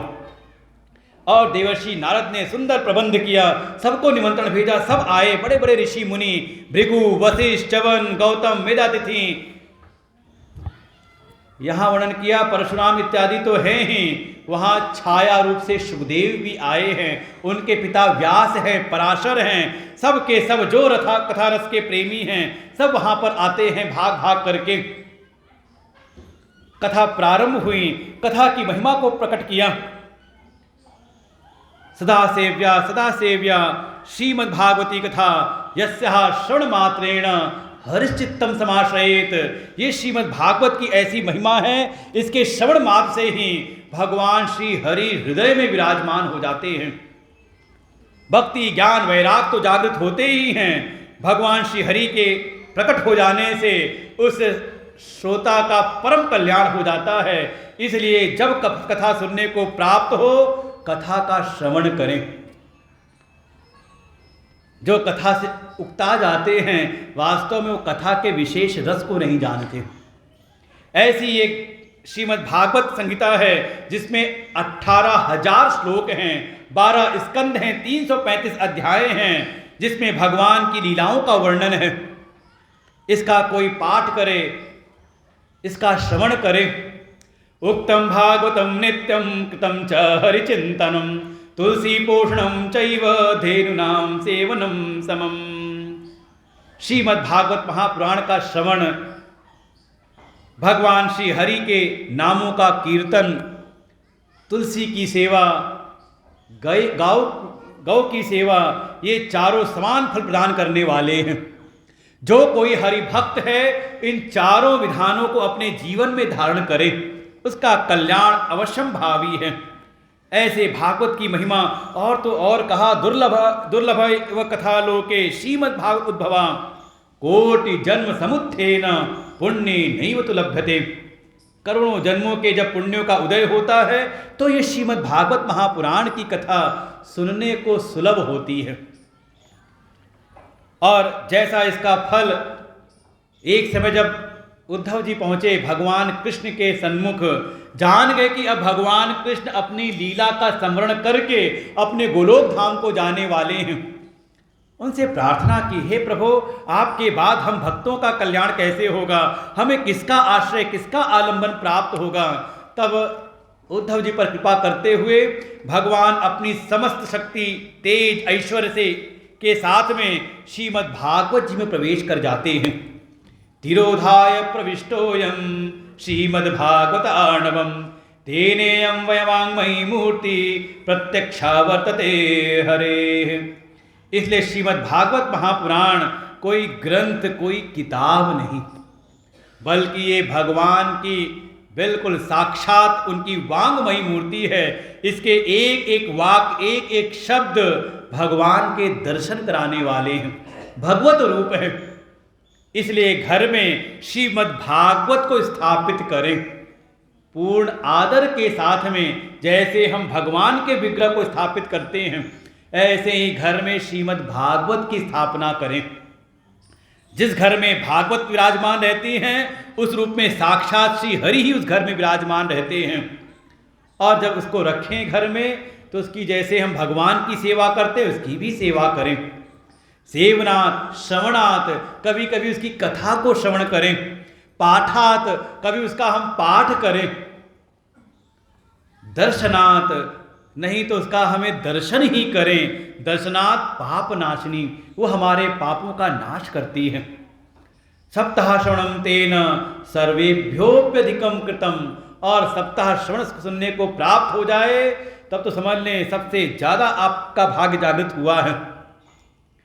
ये सब महिमा सुना रहे थे सनत कुमार देवर्षि नारद और उस सभा में विराजमान जो ऋषि मनीषी थे। ये कथा के बीच में ही एक आश्चर्यजनक घटना हुई।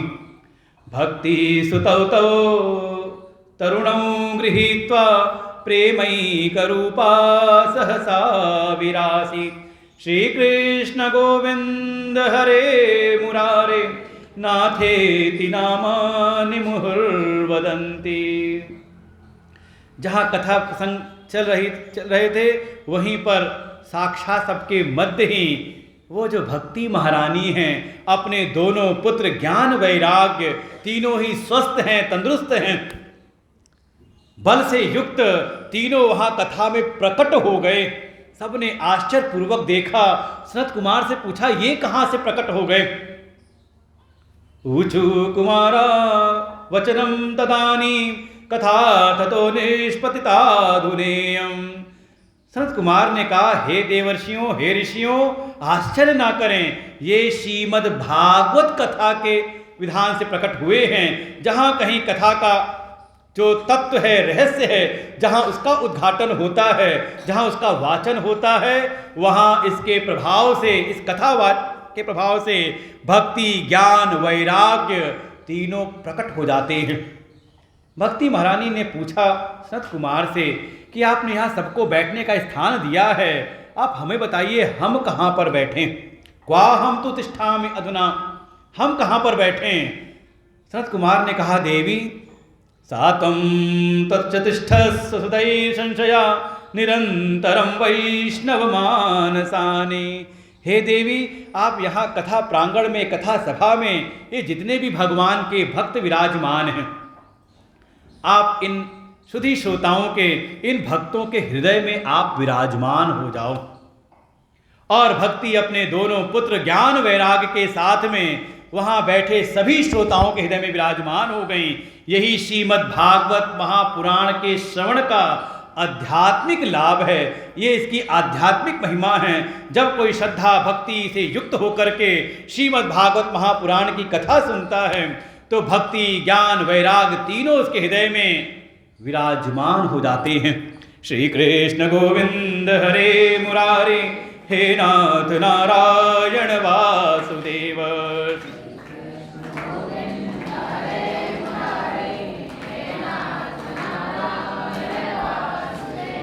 श्री कृष्ण गोविंद हरे मुरारे, हे नाथ नारायण वासुदेव।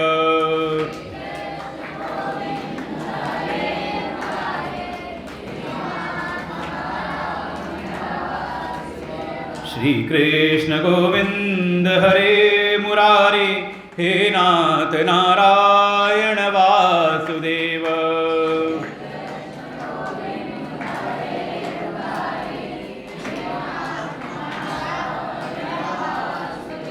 श्री कृष्ण गोविंद हरे मुरारी, हे नाथ नारायण वासुदेव।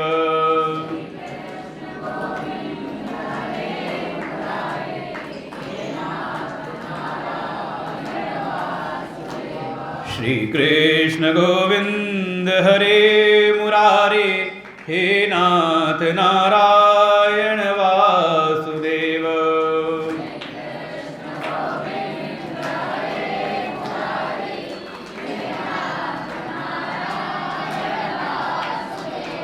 श्री कृष्ण गोविंद हरे मुरारे, हे नाथ नारायण वासुदेव।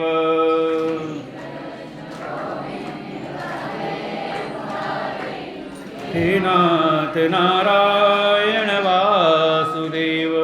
प्रेम से बोले सच्चिदानंद भगवान की, श्रीमद्भागवत भगवान की, राधा कृष्ण भगवान की। के विशुद्धन्ति वदन्तु मह्यं सप्ताहयज्ञेन कथामयेन।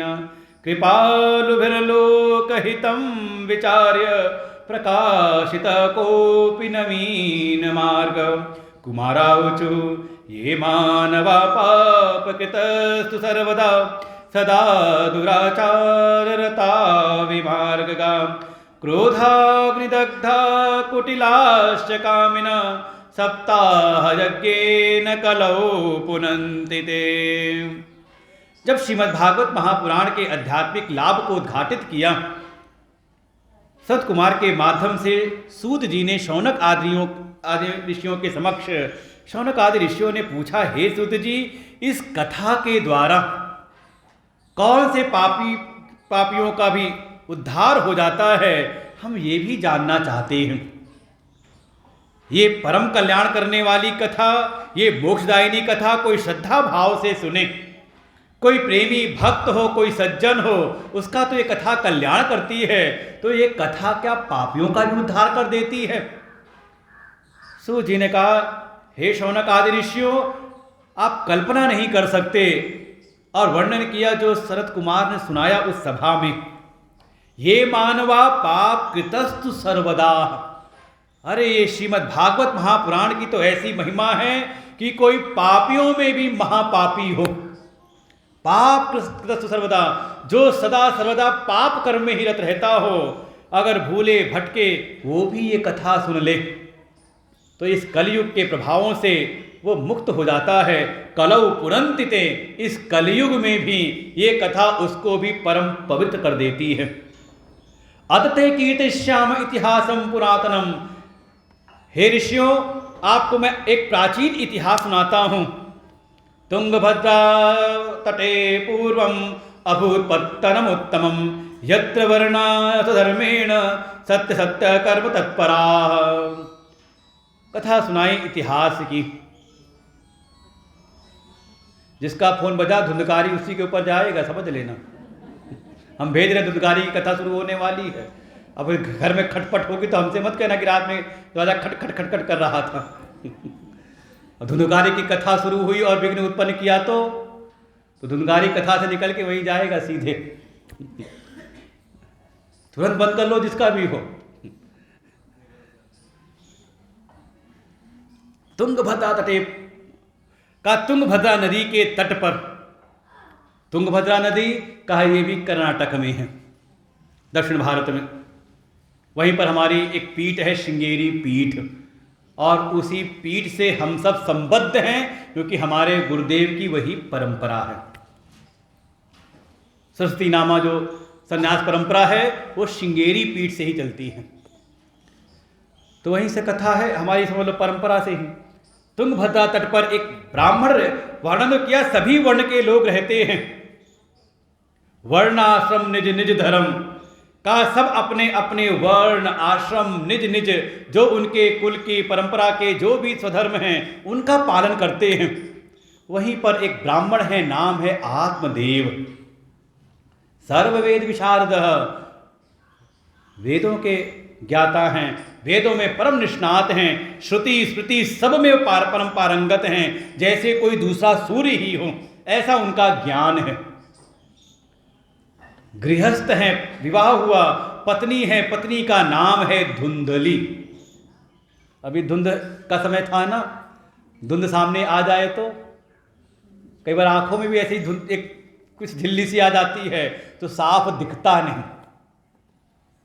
ऐसे ही जिसकी बुद्धि में धुंध छा जाए, जिसको सही गलत की समझ ना आए, कौन है फिर वो? हाँ, फिर समझ लो ये चाहे आत्मदेव जैसा आपका ज्ञान हो, वो समझ आती नहीं ठीक से।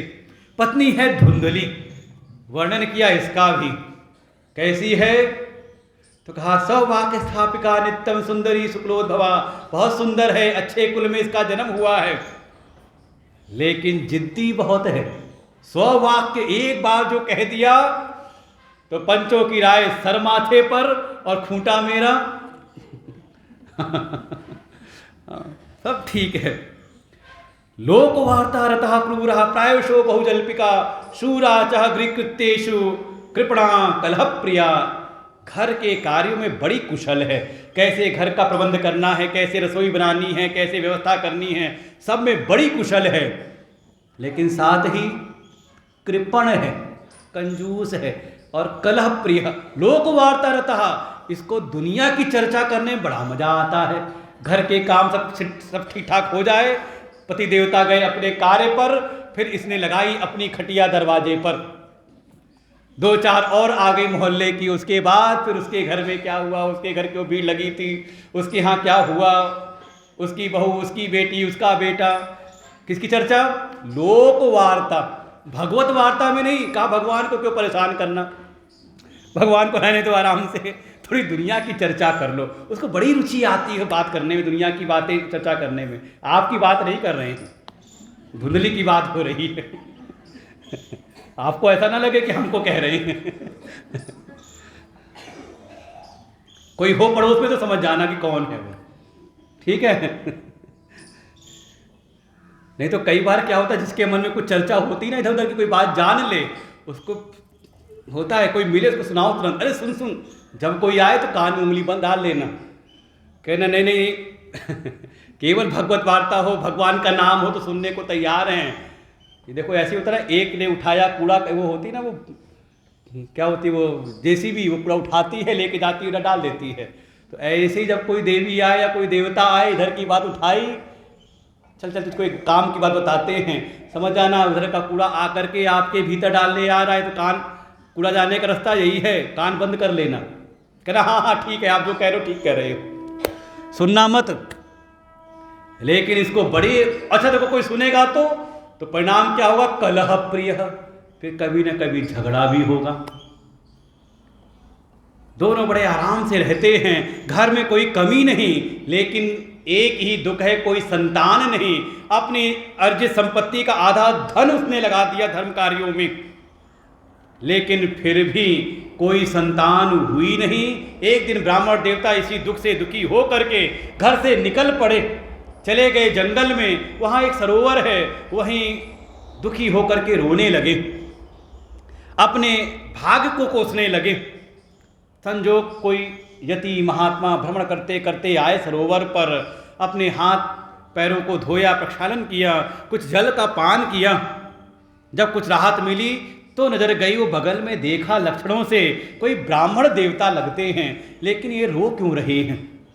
गए पास में पूछा, यति उवाच कथम रोदिसि विप्रत्वं काते चिंता बलीयसी वत्वं सत्वरं मह्यं स्वस्य दुःखस्य कारणम। हे ब्राह्मण देवता, तुम इतने चिंतित क्यों हो, क्यों रो रहे हो? अरे तुम्हें ऐसा कौन सा दुख है, कौन सी ऐसी समस्या जो तुम्हें खाए जा रही है? बताओ मुझको, स्वस्य दुःखस्य कारणम, तुम्हारे दुख का हेतु क्या है?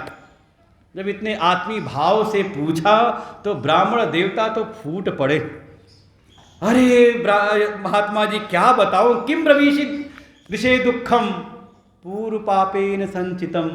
देखो वेद का ज्ञान है तो श्रुति सिद्धांत को जानते हैं, अज्ञानी नहीं है।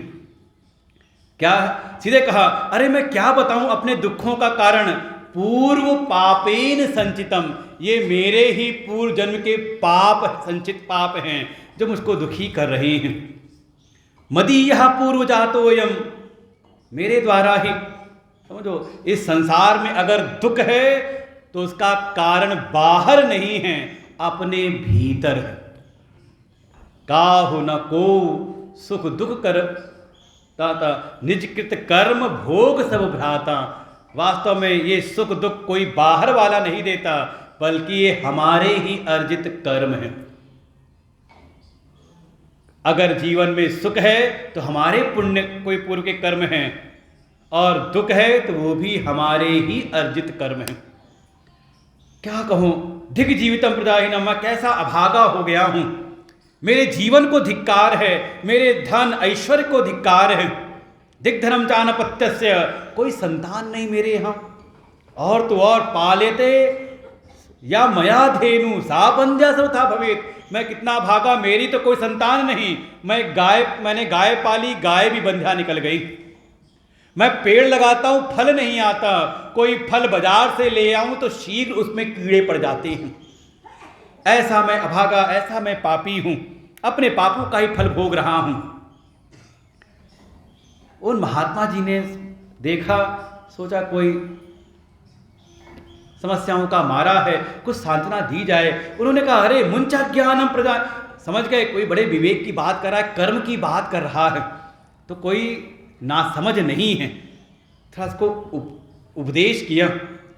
मुंचा ज्ञानम प्रजारूपम बलिष्ठा कर्मणो गति, हे ब्राह्मण देवता, तुमने सत्य कहा, ये कर्मों की जो गति है अत्यंत ही गहन है, कोई इसको जान नहीं सकता। इसलिए इस अज्ञान रूपी संसार का तुम त्याग करो। मुंचा ज्ञान प्रजारूपम, ये सबका तुम इससे अपने मन को हटाओ। विवेकम तु समासाध्य, थोड़ा विवेक जागृत करो, थोड़ा विचार करो, और इस संसार की वासना का त्याग करके आ जाओ, हमारा झोला कमंडल उठाओ। इतने पे माना नहीं तो कहा, अरे मैं तुम्हारे माथे की लकीरें देख करके कह सकता हूं, श्रु विप्रमया तेद्य प्रारब्धम तु विलोकितम, मैं तुम्हारा प्रारब्ध देख के बता सकता हूं।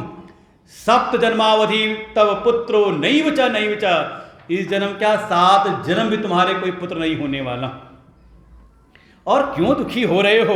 इस संसार में पुत्र से सुख ही नहीं मिलता, दुख भी बहुतों को मिलता है।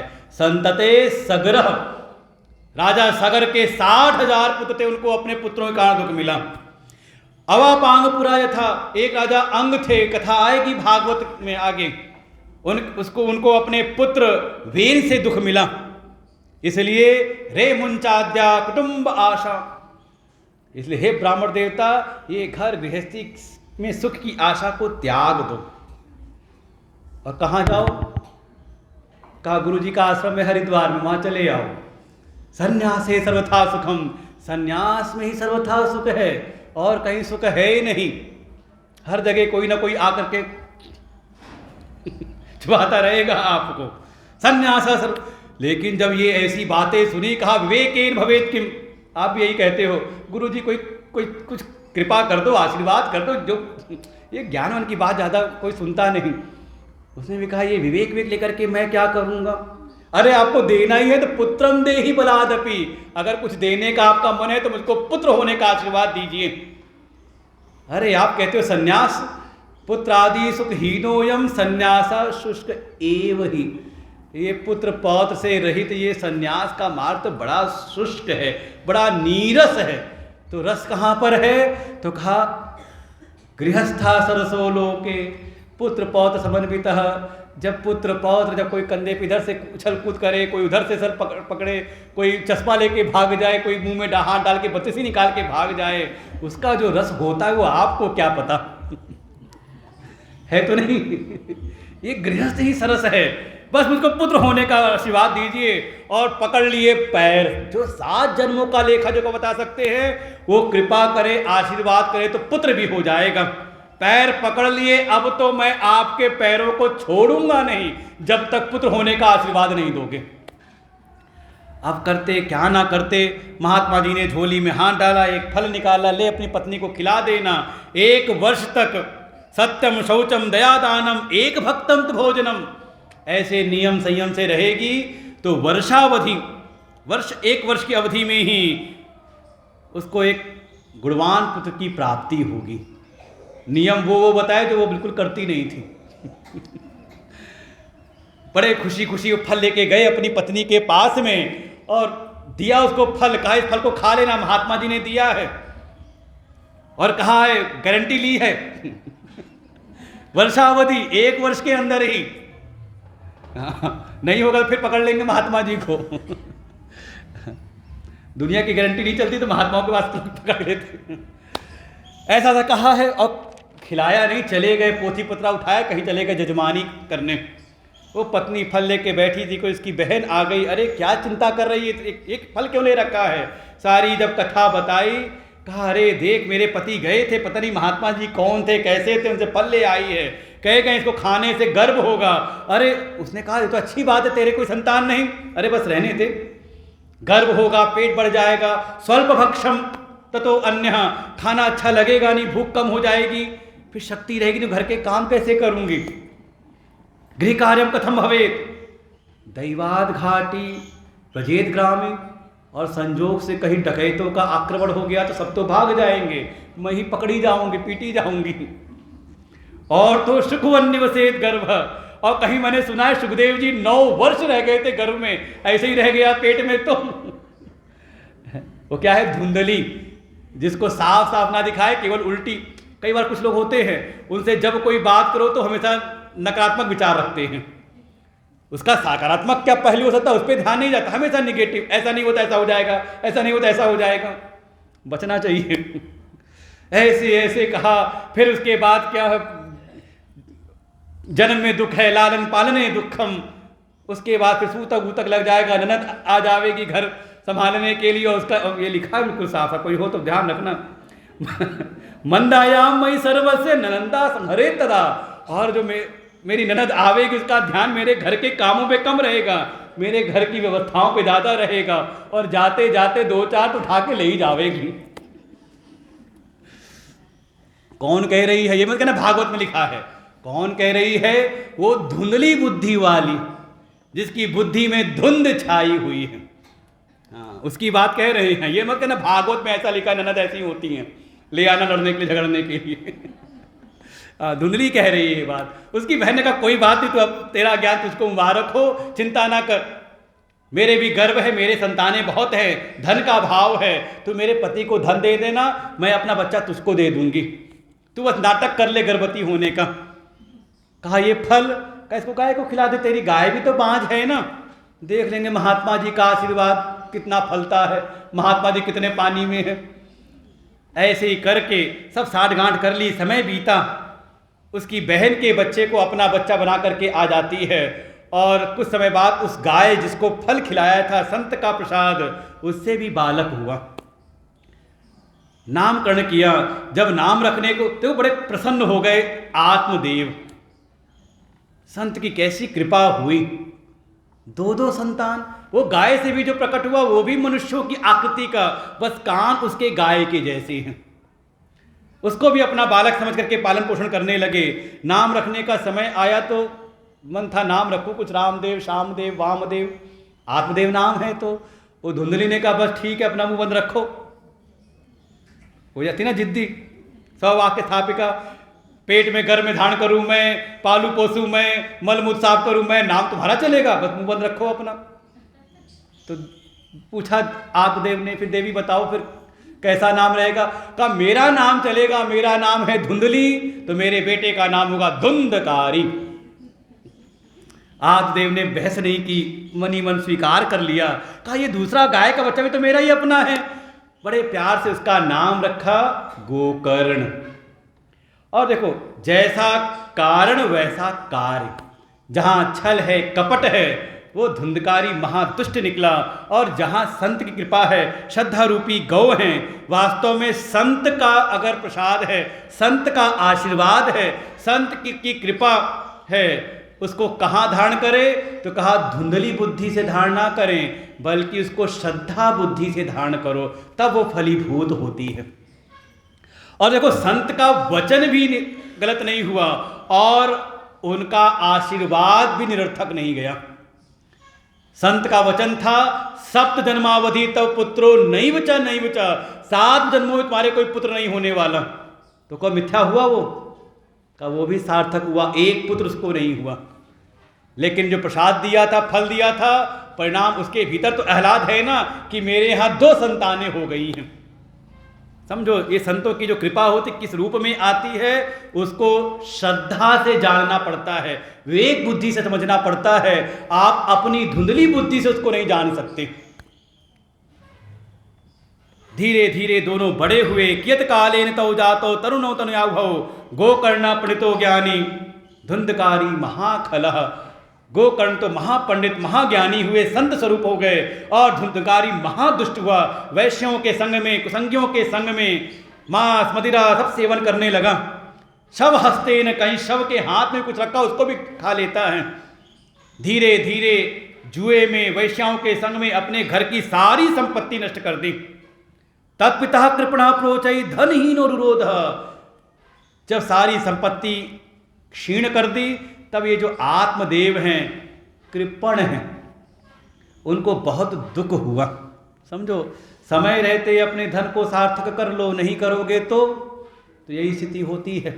समय रहते ही अपने कल्याण के लिए, अपने पितरों के कल्याण के लिए जो भी अर्जित है, विवेक पूर्वक उसका आप सदुपयोग कर लो, नहीं तो बाद में उसका क्या होगा, कहते हैं उसका फिर नाश होता है। बड़े दुखी हुए गए, ये आकर के डांटता है, ताड़ना देता है अपने माता पिता को। दुखी होकर के गए अपने दूसरे पुत्र गोकर्ण के पास में। गोकर्ण जी ने पिता को उपदेश किया, असार खलु संसारो दुख रूपी विमोहक सुतः कस्य धनम कस्य स्नेवान ज्वलिते निशम। हे पिताजी, ये संसार असार है, यहाँ कुछ हाथ आने वाला, संसार में कोई सार नहीं आने वाला, ये तो केवल दुख रूप है। वास्तव में जो इसमें संसार के मोह में पड़ता है, जो यहाँ पर अनुरक्त होता है, आसक्त होता है, ये संसार उसको ही दुख देता है। मुंच ज्ञानम प्रजारूपम मोह तो नरकति। इसलिए इस अज्ञान को त्याग दो, ये अपने मोह को त्याग दो, क्योंकि इसके द्वारा तो केवल नरक की गति प्राप्त होती है। और बहुत सुंदर उपदेश दिया है गोकर्ण जी ने अपने पिता आत्मदेव को, जिसको जीवन में धारण किया और आत्मदेव का कल्याण होता है।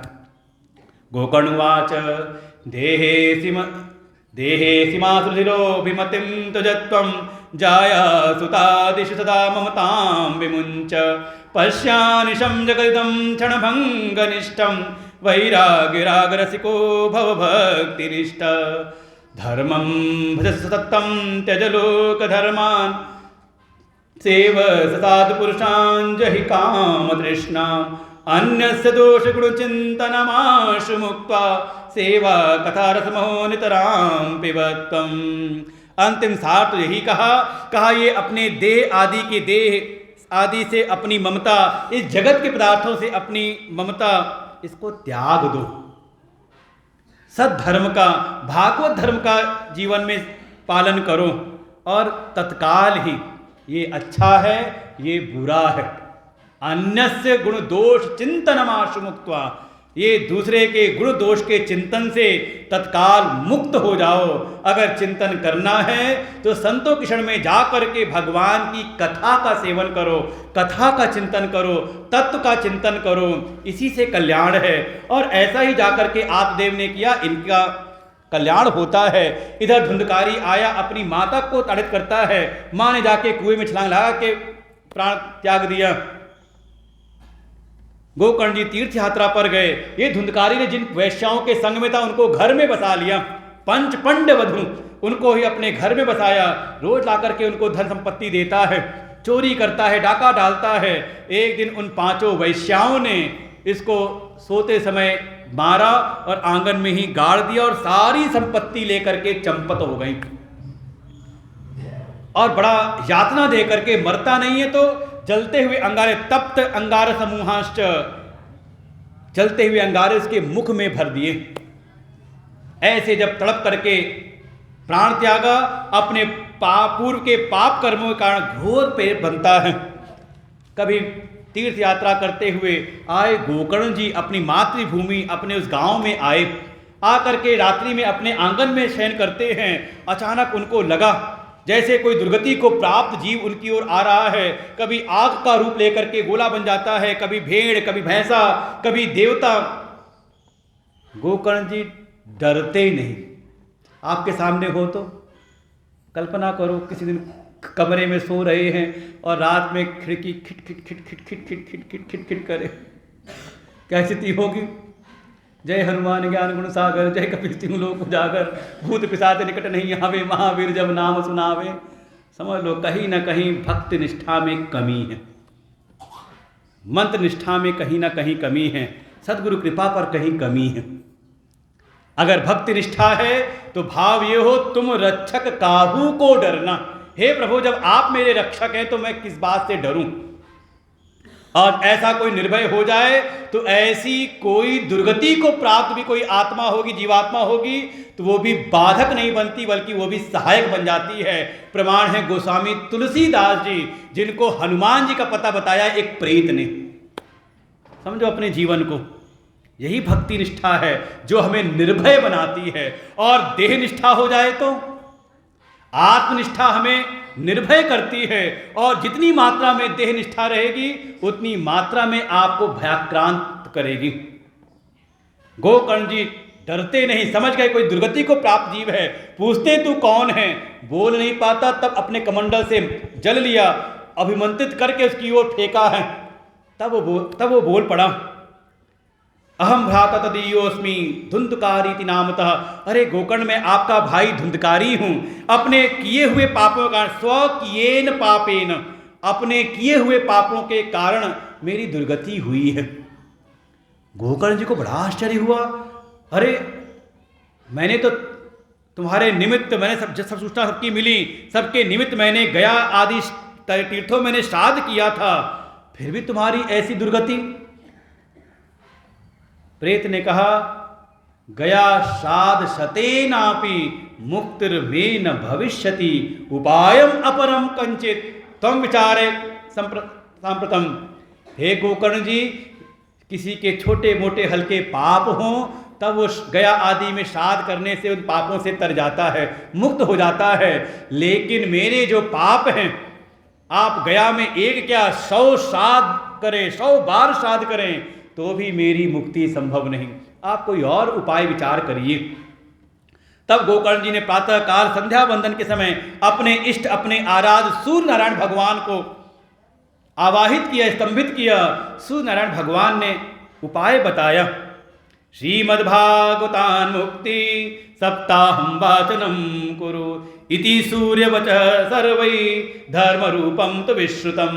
सूर्य भगवान ने यही कहा, अगर आप अपने भाई धुंधकारी की मुक्ति चाहते हैं तो सप्ताह यज्ञ करिए श्रीमद् भागवत महापुराण का।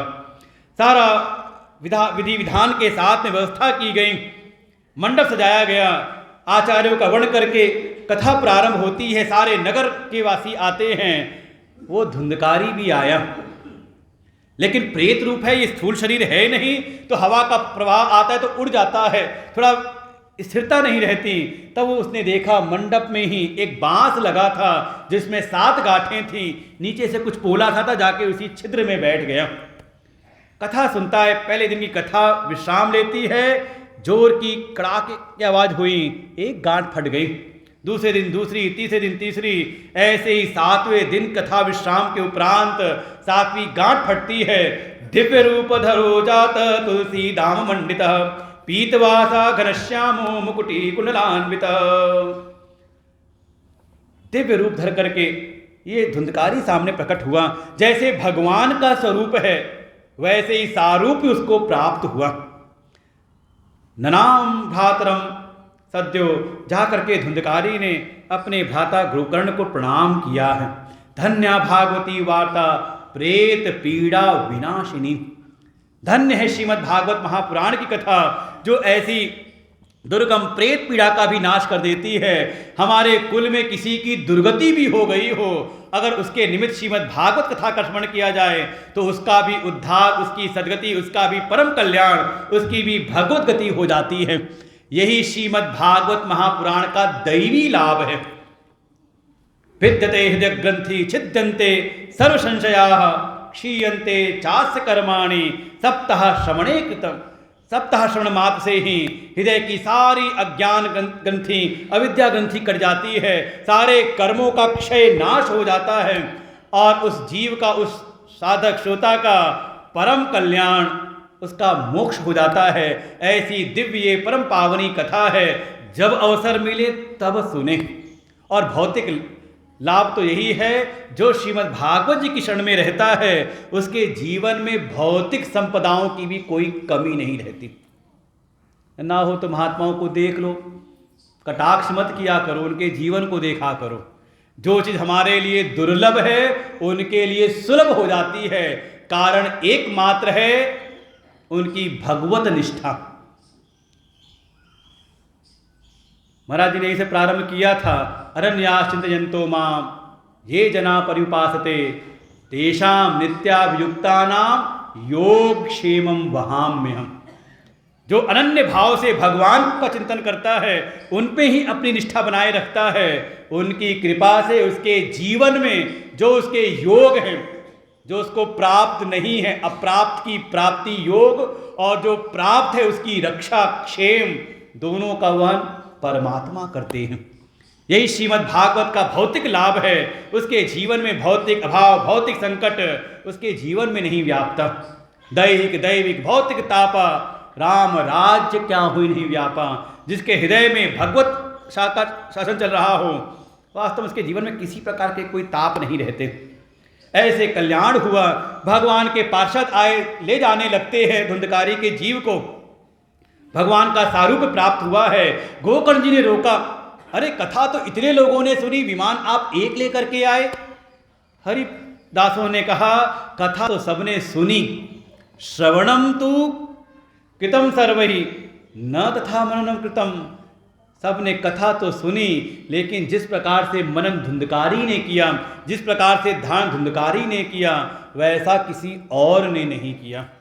इसलिए सिद्धांत है, कथा का श्रवण भी करो और घर जाकर के कथा का मनन भी करो। कैसे कैसे करें मनन? जैसे कहीं शादी ब्याह से जब घर जाते हो तो कपड़े बदलते बदलते फिर पति पत्नी में चर्चा होती है, अरे वहाँ फलनवा भी मिला था, अरे वो भी आई थी, अरे उसकी तो बंठन ऐसे बन रही थी कि क्या कहा जाए। चर्चा करते तो नहीं ऐसी? कहीं से आने के बाद वहाँ हमने देखा, वहाँ हमने सुना, वहाँ चर्चा नहीं की, कोई बुरा ना मान जाए। जब घर आए तो चाय की पीते पीते फिर क्या कर रहे हैं? कहा मनन।